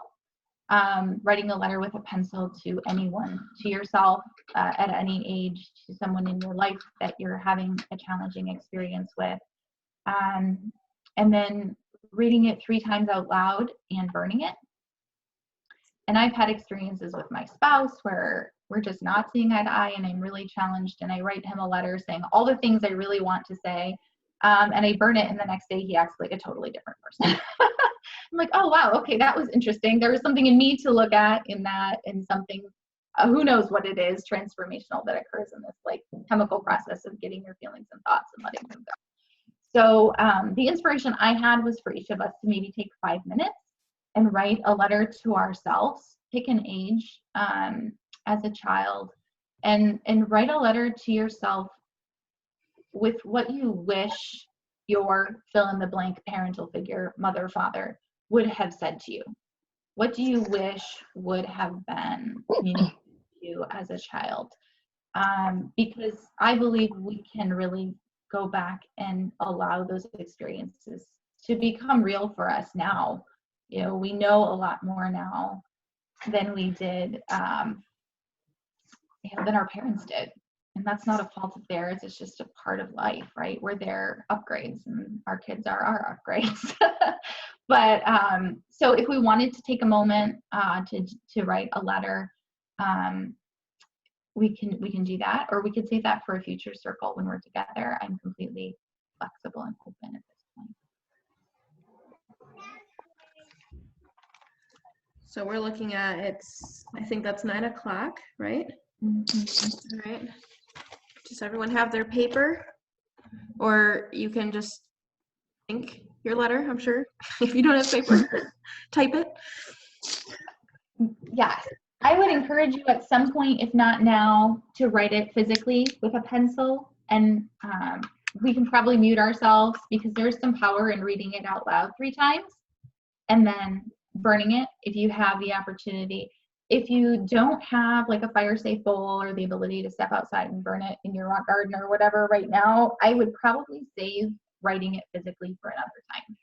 I think it's valuable to actually sit down and write it and read it 3 times and burn it in one sitting, because there's this sense of like closure of that ceremonial experience. Whereas if you start to do it and then you interrupt and do something else, it kind of breaks the flow. So you can do it kind of as an internal dialogue and meditation right now and write your letter later. But if you're actually going to write it right now, I would just encourage you to give yourself the space to actually read it and burn it before we move on in the circle. Is there a reason you use a pencil versus a pen? I am not incredibly well versed in the science of it, but there is a science behind the fact that our bodies are largely carbon and pencil is carbon. And so there's an energy transfer that happens with a pencil that doesn't happen with a pen. At least that is my very high level understanding of why a pencil versus a pen or a marker. So what would you guys like to do? Would you like to do it now? Would you like to save it for when you're alone? I have to wait to do it. I don't have anything to burn it. I mean, I guess I have a cast iron. Well, no, that's not even, no. I'm going to wait to do it. I agree with the whole interruption thing. I would rather write it and like really meditate on it and have it be like a separate like ceremonial like piece that I want to do. That feels kind of resonant to me. Like maybe that would be the best thing for all of us to do. Kind of take that away as like fun homework, play work, home play, whatever you want to call it, homework for later. But if we all kind of take the commitment to write that letter sometime over the next month, even before we reconvene to our child. I write letters to my children, and I tell you, it is absolutely incredibly profound. Like, sometimes I want to say things to them, and I'm like, I don't know how to say this to a 2-year-old. It's really hard. But in writing a letter, I'm able to communicate it, and then on some level, they really appear to get it. So it's been a powerful tool for me, and I would invite you guys to just explore it a little bit in your own sacred space. And then maybe when we reconvene in May, we can share a little bit about what that experience was like. Yes, hopefully in person. If not, this way too. I think there are so many times we have relationships that we can't have certain closures we need. We can't say these things to them, like even someone living or, someone who has crossed over as well. But, there are certain things that you can't say to a parent that, you'd love to, but there are certain things, I mean, you could maybe, but depending on your relationship and how much you want to keep that a certain relationship, it's not something you're ever going to say, and you know it. Yeah. So this, is a good way to sort of bypass that. I know when I got divorced, there was no closure at all. Like there was nothing. Like we were married and then like we went our separate ways. There was like no discussion, nothing. And like I tried to have discussions. And so for me that was difficult because I am a person that needs closure in something. And that's exactly what I did was I wrote a very long letter that I didn't burn it, but I buried it. And for me, it was sort of symbolic to like burying this part of my life because it was out of my hands, So yeah. And I feel like that was a big step for me personally, because otherwise you sort of writhe and think over on the things that you want to say or wish you had said, etc. Yeah. Well, I think that was great. I would add on to that, just from past groups that I have been in and past research, that maybe find a sacred spot in your yard to dispose of the ashes. That way you can come back and reflect on it if need be. It's a good idea. Okay. So our next portion was the therapeutic drawing, and some of that included a version of letter writing as well, which, I'm not sure if we'll end up doing that for the sake of time, because I know it's getting late and we still have our tapping that I know a lot of you wanted to do. So if need be, I'll just explain it. So again, this therapy is gone over in the Recovery of Your Inner Child book. It's a highly acclaimed method of liberating your inner self. But you can see sort of an example. And so just to briefly explain what we're doing and sort of the madness behind it. We write with our dominant hand, we draw with our dominant hand. A lot of times we tell ourselves we can't draw, but if you look at children, they have no concept of I can or can't really. They just draw what they see, what they feel like.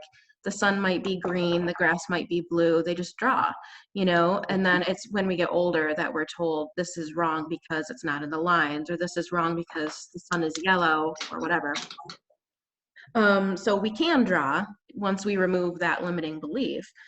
And the dominant hand is basically, as far as the therapy goes, is our inner critic.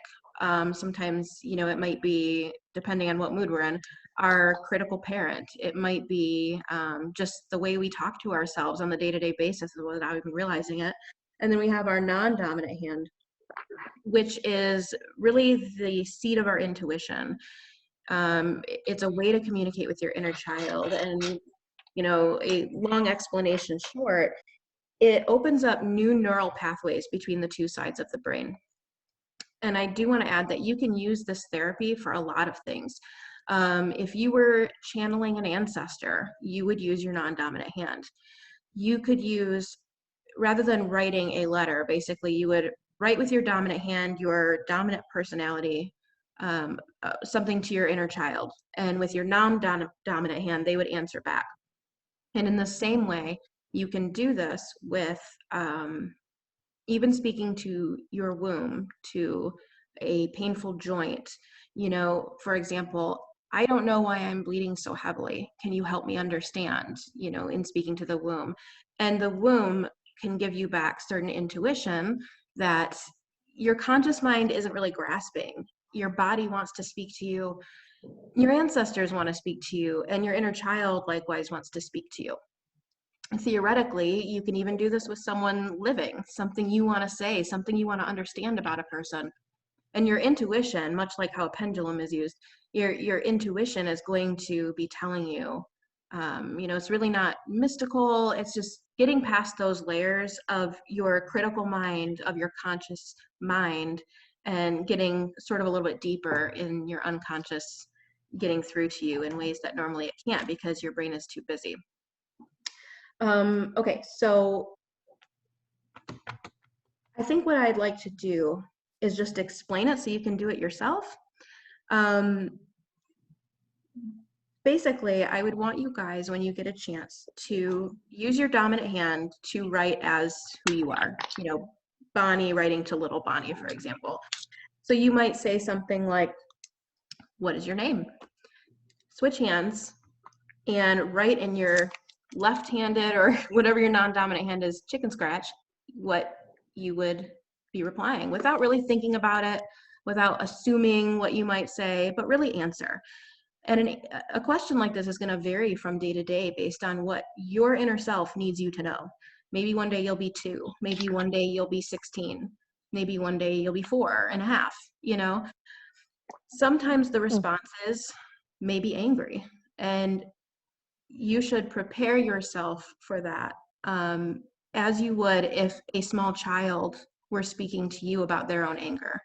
This is our opportunity to reclaim hearing what we have to say as children, and our opportunity to heal ourselves by listening and having compassion for every emotion that may come up for us. So you might ask, what's your name? Maybe you call yourself, for me, I probably at 4 would have said Katie. If you had asked me when I was 16, I would have definitely said Catherine, you know. So these are sort of ways that you are speaking to yourself from inside. You would ask yourself, how old are you? So you can get a grasp really where you're standing, and you would know what's going on at that time in your mind to some extent. What does it feel like to be that age? They might say, it's awesome. I love to play. I wish people listened to me more though. Or your inner child might say, it's very small, or people yell all the time here, or something. You might be surprised by what's said. You know, it just depends. It might be a very bubbly 4-year-old, but a very introverted 17-year-old. You could ask, I lost my place here, what can I do for you? And this is a big one for any kind of hand therapy. Whether you're speaking to a knee that's sore, or whether you're speaking to your inner child or your womb. What do you need most from me right now? And that's the question that I think sometimes we all want to be asked, no matter how old we are. Sometimes you just want to be heard. especially that inner child that we just do not stop and listen to a lot of the time. And children like to be heard. And I think it's important, lastly, to ask, what's fun for you? So just to be sure I'm clear, I would say, okay, Katie, what's fun for you? And Katie would switch hands and respond, I like reading a lot, but I hate when I get interrupted. And as a grown-up mind, you can remember what she's saying and actually listen to this. So I really love to go outside for walks, you know, especially on the rainy days, but my mom doesn't usually let me, but I love rain boots and raincoats and splashing in the puddles, you know. And so with that question, the point being is that I want you to remember something that your child loves and start doing some of those things. So just as on occasion, you know, maybe I've forgotten, but my child reminded me that I actually really love being on the swings, because older me feels a little nauseous. Like, I don't love it. But, you know, maybe younger me, like, loved seeing how high she could get, or doing that thing where you twist the chains together and then you spin all crazy when you come out, you know, and just like doing that, you know, we forget that we don't have to just watch our kids play. Like, we can also engage in play, and thereby reclaiming some of that time, really listening to what our child wants to do. And I think so often we tend to say, like, to our own kids even, you know, no, no, no, we can't do that because it's raining. No, we can't go, you know, those chains are rusty, or mommy doesn't really like the swings. And we just don't realize we're not loosening up a little bit. So in transit, we're actually telling ourselves no all the time. Like, there's, for example, a book that has been on my mind constantly, and in my mind, it's my inner child saying, I want to read this book. I want to read this. Please stop what you're doing. Stop reading the self-help books. Like, read this book that you loved when you were 13, please. And I'm not listening, you know, and frankly, the libraries are closed. It's not my fault. But, you know, you can even just tell yourself, like, hey, I hear you. That book was so much fun. It's so not anything I'm learning. It was just fun to read. I hear you, and I will do that, you know, just validating yourself. So yeah, also something Bonnie sent me that I want to add is I would love for you guys to choose a stuffy. I know this sounds really weird. Maybe you call it stuffed animal. I don't know, whatever they call them, but go to Dollar Tree or invest in something nice, because we're talking about like one toy for you, but something that your inner child picks out. Maybe you can ask them, what kind of special stuffed animal would you really like? And maybe they'll say, oh, I've never had a giraffe, or I'd really like a sparkly bunny, or whatever. And like, make it a point to find that thing that they're asking for. And that's your connection to your inner child. When you're upset, when, you know, you're having those feelings, like I know a lot of my friends have been having lately, where they don't really know what's wrong, but everything just feels really heavy and kind of unbalanced for them right now. That's when you can go and cuddle that sparkly bunny or whatever, and just know, I am listening to myself in what way that I can. I am taking a second to reconnect with the feelings that I have. So do you all have crayons by chance? Because there is a small portion we are able to do that won't take long. So there's two parts to this, and we'll make it quick. I borrowed Lorelai's crayons, don't tell her. Okay, I want you to, with your left hand, your non-dominant hand, excuse me, draw a photo of how your inner child sees herself. So, you know, kind of mentally say to yourself, okay, I want you to draw a picture of me, you know. So whatever colors, whatever look you want to do, but do it with your non-dominant hand.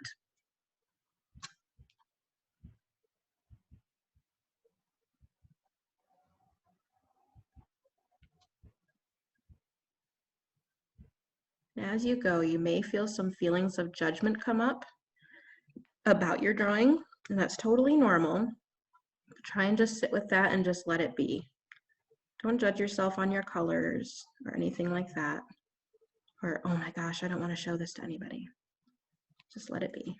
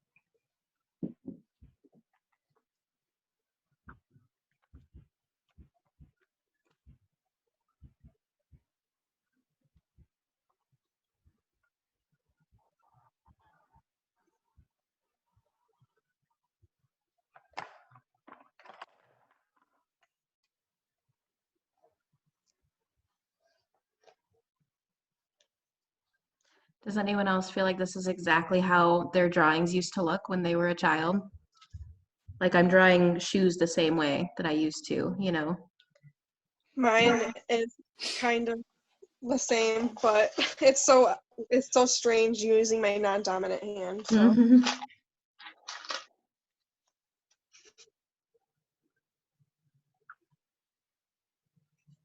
Okay, we'll just do about 1 more minute. Finish up what you're working on.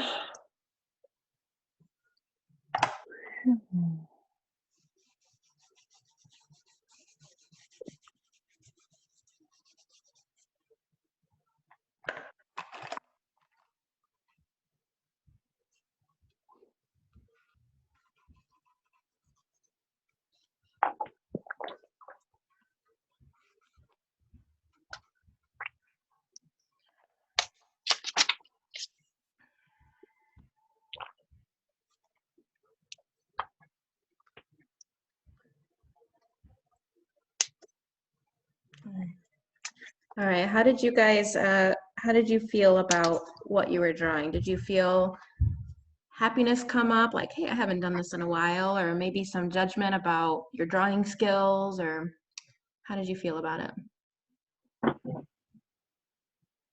I felt that I look a little scary, but I had fun doing it. So I made myself a little necklace, little bracelet. Nice.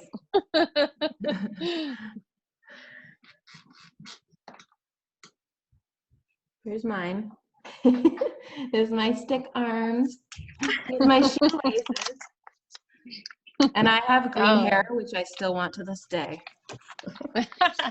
Do it. I like Hannah's. That one's mine. Oh, I like the bow. But I didn't have any crayons, so I just used a pen.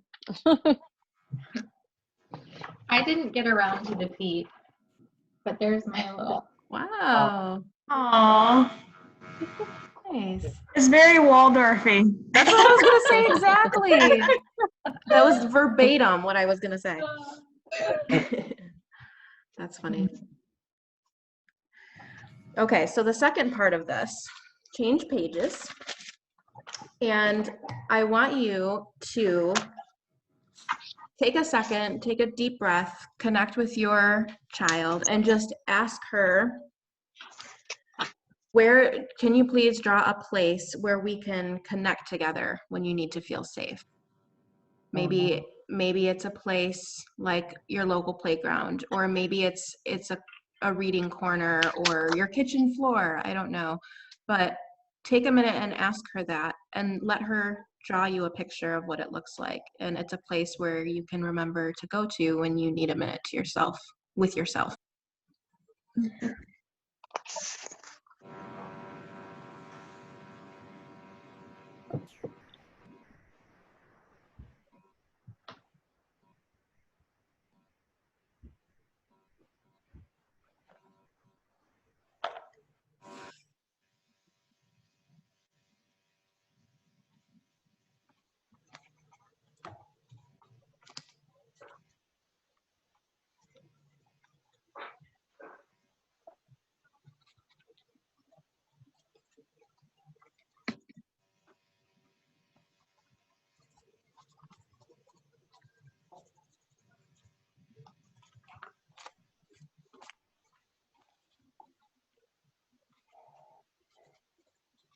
Is this with our dominant or non-dominant hand?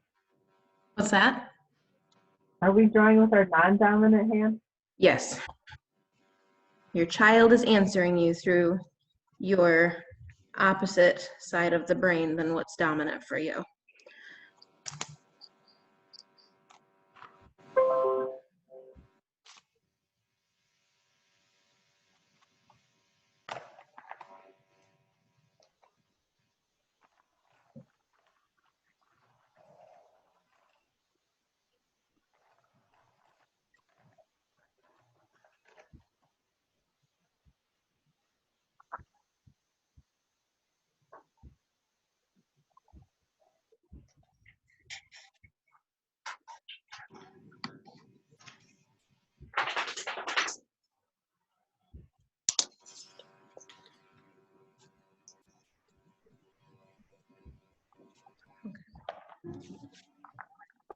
do this for like one more minute. Excuse me 1 minute while you finish up.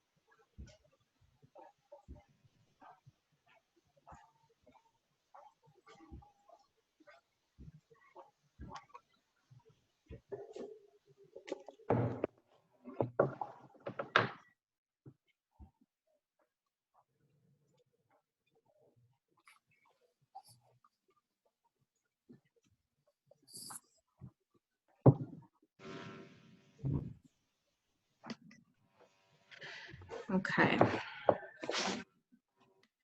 Anyone else have a tree like me? I have a tree. I had a feeling Ann would. Oh, and Bonnie too. Oh, that's so beautiful, Bonnie. Oh, so many trees. Children love trees. I'm a rocking chair. Nice. Oh, you can come visit mine anytime.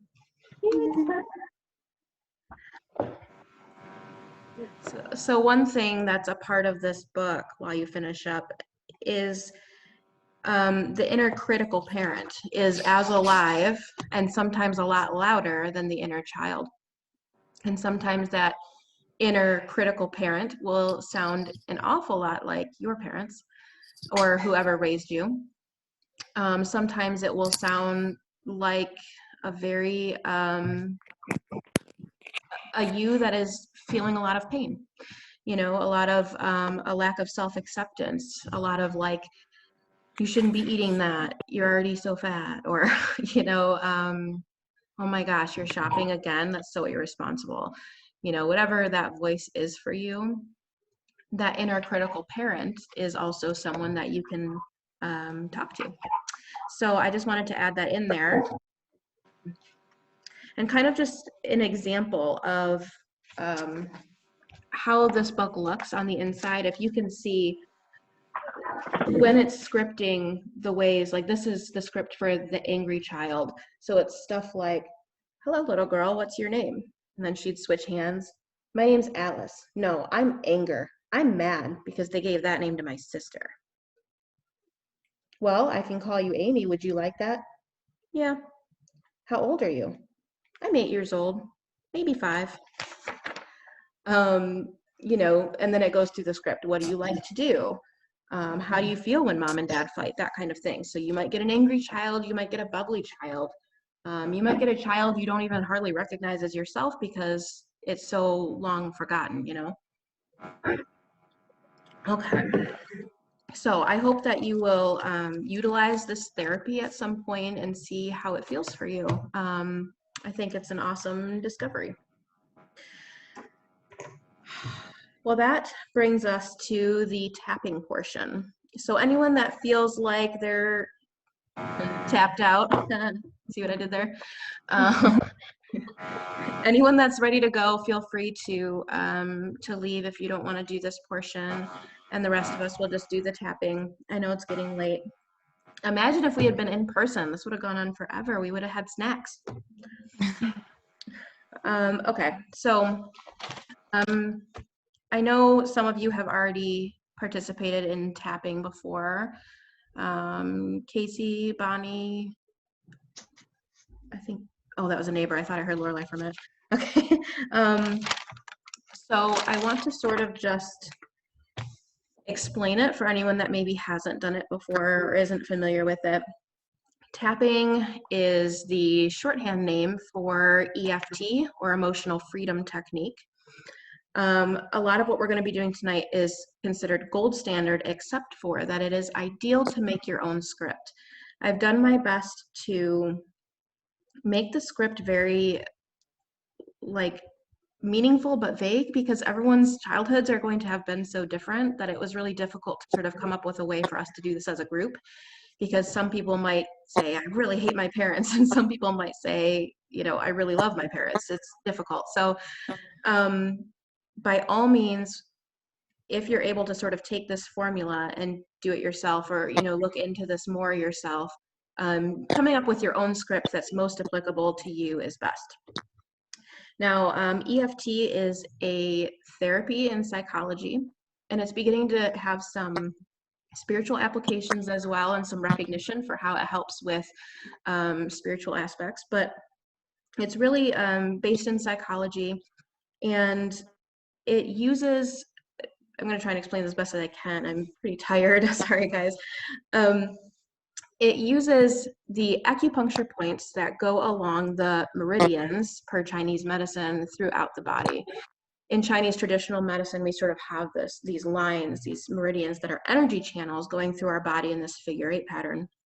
And the acupuncture points that we are familiar with, you know, with the needles and that sort of thing, go along those meridians. And so the idea behind tapping is that when we are children or any age, we get stuck emotions that tend to, they're blocked by certain points within those channels. And by tapping on certain acupuncture areas in the body, we are opening those blockages and allowing that chi energy to flow freely where it was once stuck.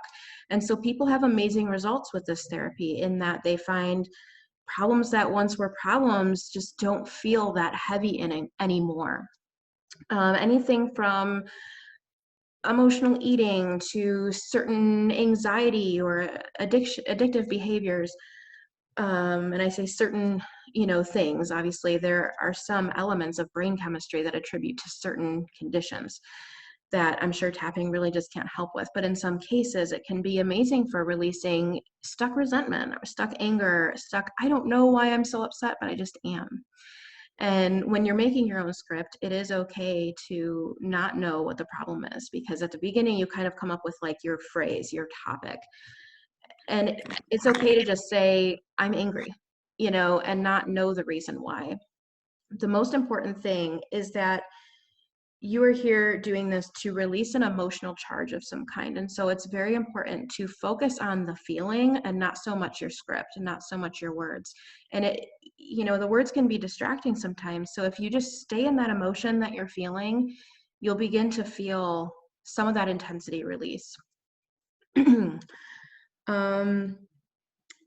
You're kind of, when you're tapping, I'm going to go over how to do it now. When you're tapping, you're going to have a bit of a rhythm. So you're kind of going to do like 7 or 8 taps on each point. It's, you know, it's give or take. And you're kind of gonna like a twinkle, twinkle, little star, little rhythm, you know, twinkle, twinkle, little star, you know what I'm saying? So you're kind of like at this sort of pace. I'm going to go over the points with you, and you'll be tapping along with me. So don't worry about memorizing this or anything like that. I find my screen share button again here. Okay, so let me close this. Okay, so you can look at me or look at this, whichever feels most comfortable for you. Okay, so when you start, you're going to do a setup phrase of what your topic is, and you're going to start on your what's called the karate chop point. Either hand, it doesn't matter. You're going to be tapping along the inside where you karate chop. Okay, so kind of all along this base here. The next point is the top of your head. You're going to open hand on this. You can also, you know, do all 4 fingers, whichever you prefer, but you're going to just, and every tap is gentle. A lot of these areas are tender and you don't want to bruise. You just want really light little feather taps, okay? We're not trying to hurt ourselves. Next, you have this eyebrow point. So you have the bridge of your nose and the start of your eyebrow, and it's right in that median area. And you're going to just use your middle finger and your pointer finger and tap gently there. You're going to have the side of the eye where you have a bony structure right here. That's your next tapping point. Also, you have centered under your eyelid, there's a very tender spot just centered to your iris. So basically on the bag of your eye. Okay.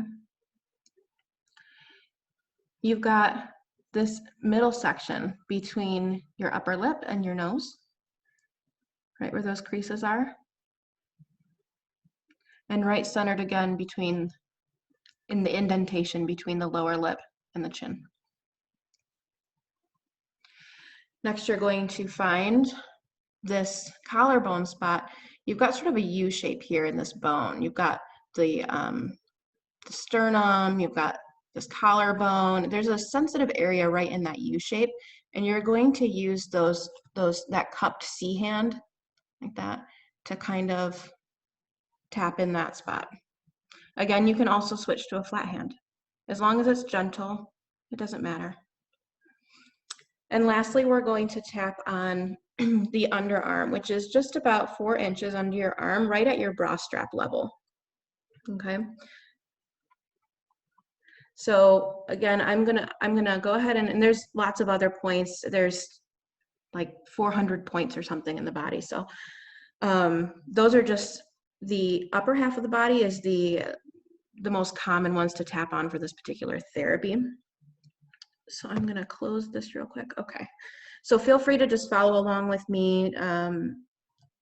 We're gonna start by just taking a deep breath.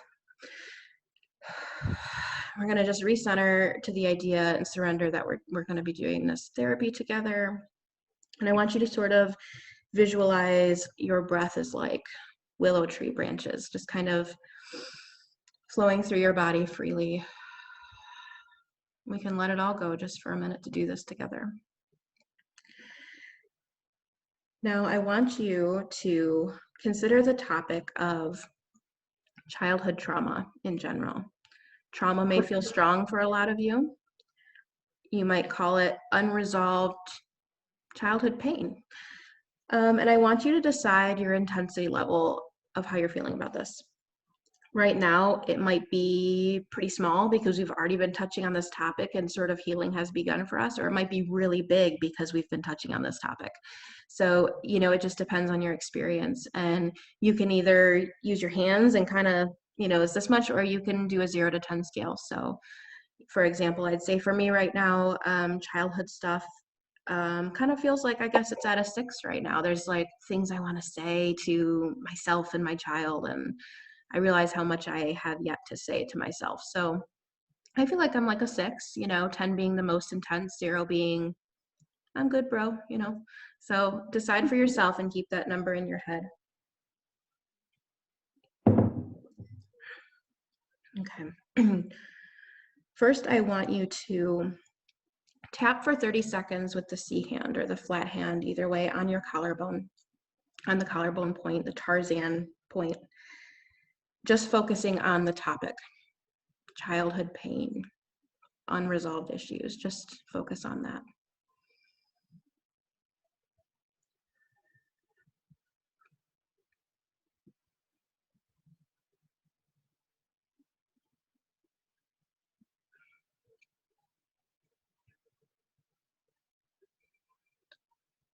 As we're coming to the end of the 30 seconds, I also want you to think of a word. The next word you should think of should be how you'd like to feel, how you think you'd feel at a 0. That word for me might be peace. For you, it might be relief or freedom or joy. Just think of a word, and then I want you to switch over from thinking about our topic point to tapping on just that word. Peace. Joy.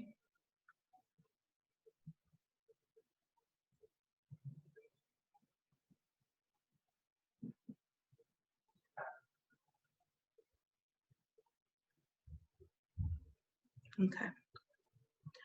We're going to start our sequence with the setup phrase, which always starts on our karate chop point here. I did my best to make a script that might work for everyone, so please pardon me if something doesn't resonate and just think in your head. You can repeat after me verbally, or you're welcome to say it in your head if that sounds a bit culty to be hearing everybody repeating. It's up to you. Okay. Even though I have unresolved pain from my childhood, I deeply and completely love and accept myself. Even though I have unresolved pain from my childhood, I deeply and completely love and accept myself.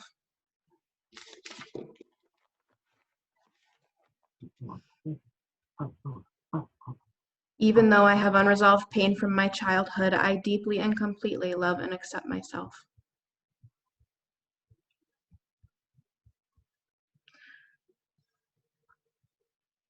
Okay. We're going to start a sequence here with a few words, so just follow along with me. Starting with the starting with the top of the head. My unresolved pain. Painful childhood. Sad memories. It hurts.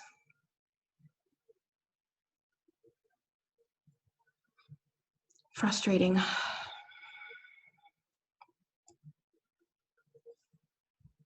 Sad memories.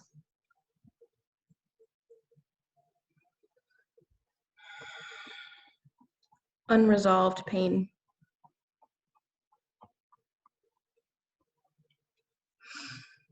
Painful childhood. Okay. Now we're ready to get started. My childhood wasn't perfect.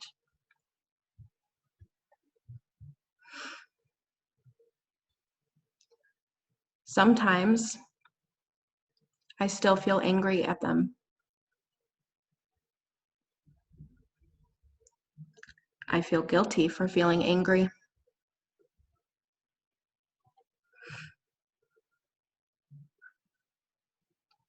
I wasn't cared for the way I wish I had been.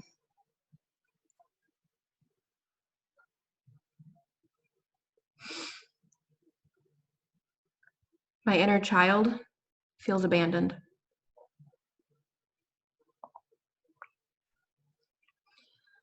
I feel like so many things are my fault.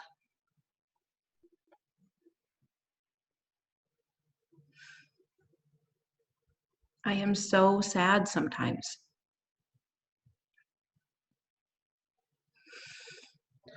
All these emotions are painful.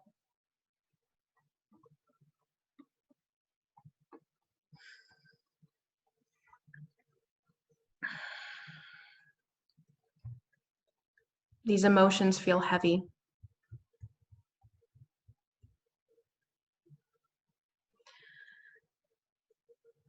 I feel overwhelmed that I have to heal myself.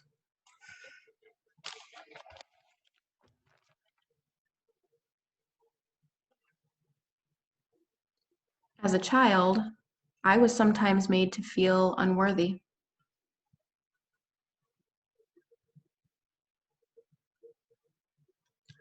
I sometimes thought I was bad.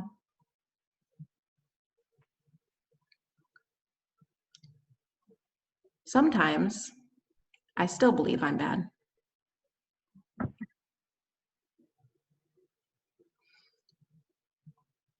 Sometimes I still feel unworthy.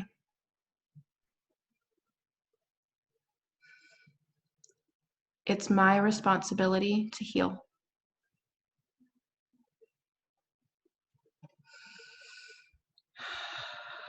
Even when it doesn't feel true for me, I know that all children are worthy of love and acceptance. Love and acceptance.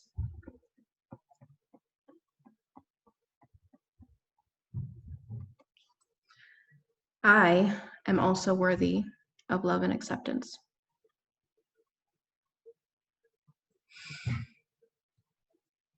I am worthy.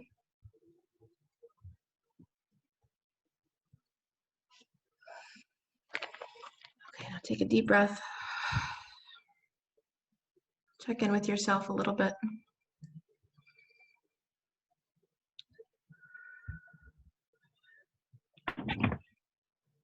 Now I want you to rate yourself again.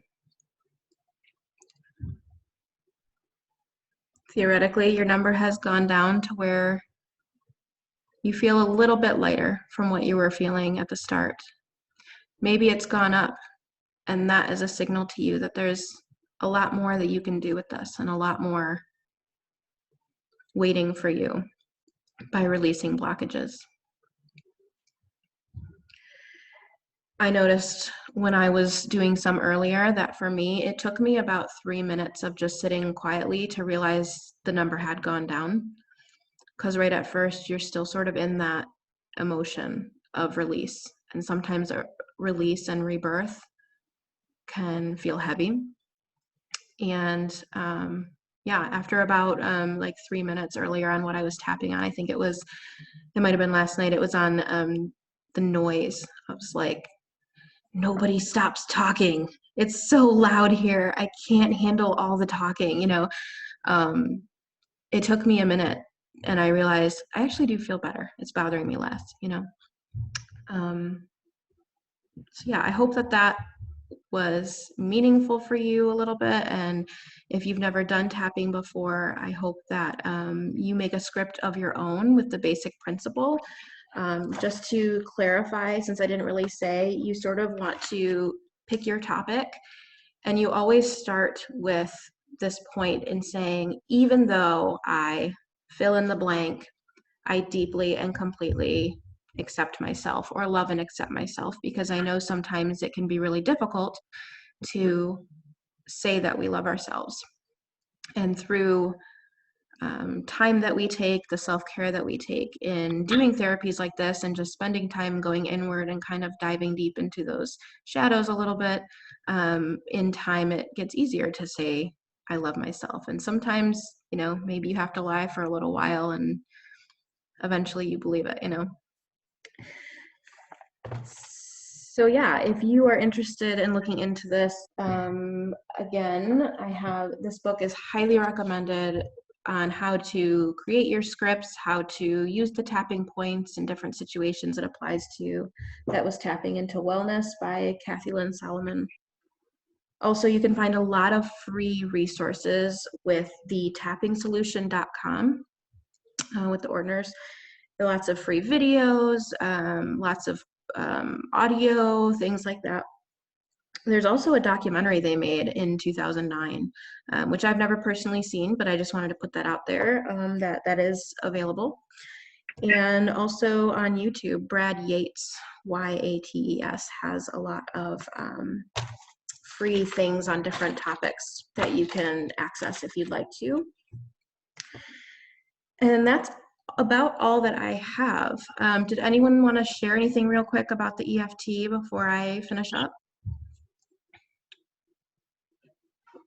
So I've been dabbling in it for a little while, and the Tapping Solution did a whole summit, and I listened to some of them, so I wasn't able to listen to all of them, but I think if it's something that you're really interested in doing, I went and did it with an actual practitioner, and so she was able to like get my story and like figure out what we really needed to work on.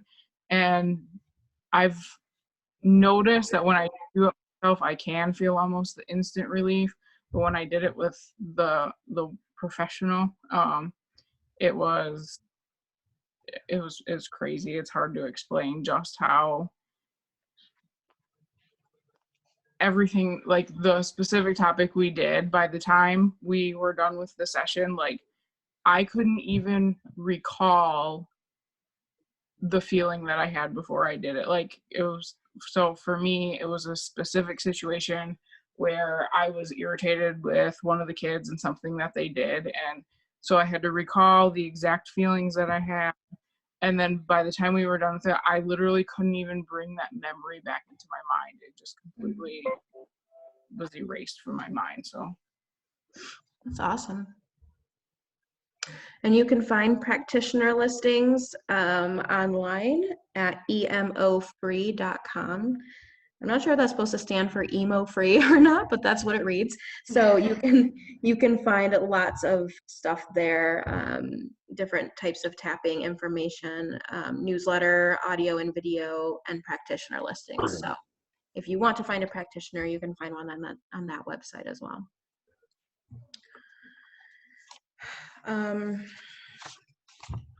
Yeah, okay, so do you guys want to see that 5-minute video I had, or should I post the link? It's up to you. It's a video by the holistic psychiatrist or psychologist. And some of you may be familiar with her, I'm not sure. Let's see. I know how to screen share. I did it twice. Hold on. All right, here it is. And this is on how to heal the inner child.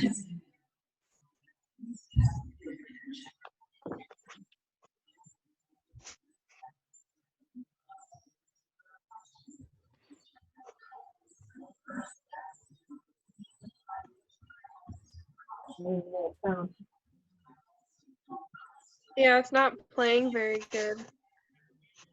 Hold on. It's not playing?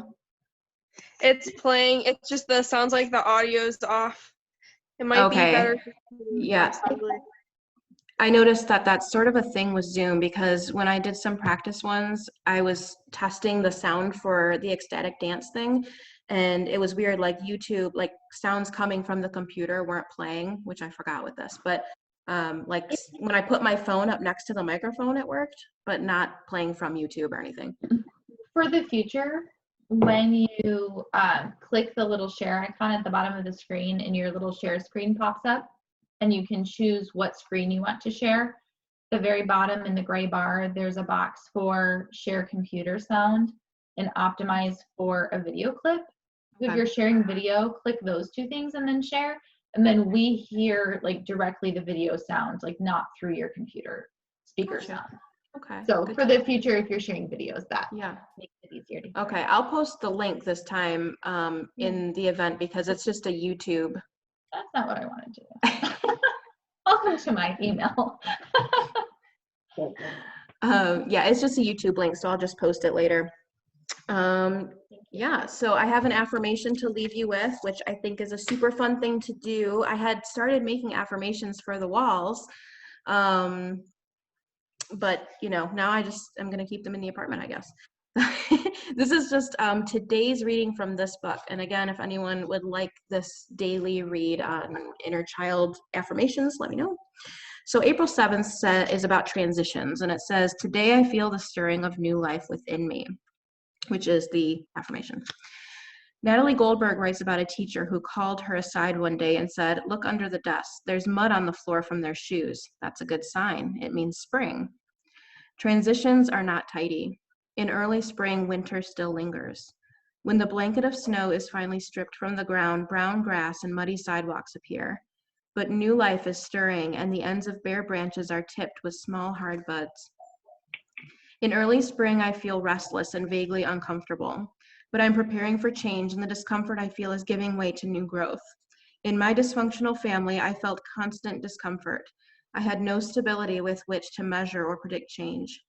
Today, I will welcome messiness and equate restlessness with a kind of excitement.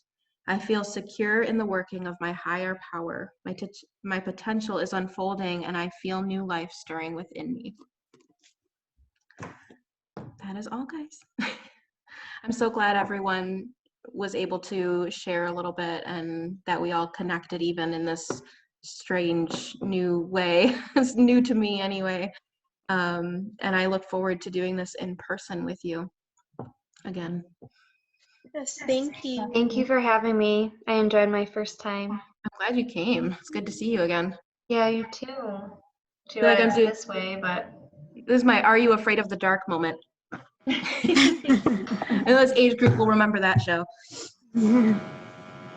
All right, guys, anything else anyone needs to add? stay safe and healthy. Yes, wash your paws. Yeah. All right. Bye, guys. Love you all. I love you, guys. Thanks, guys. Who's that?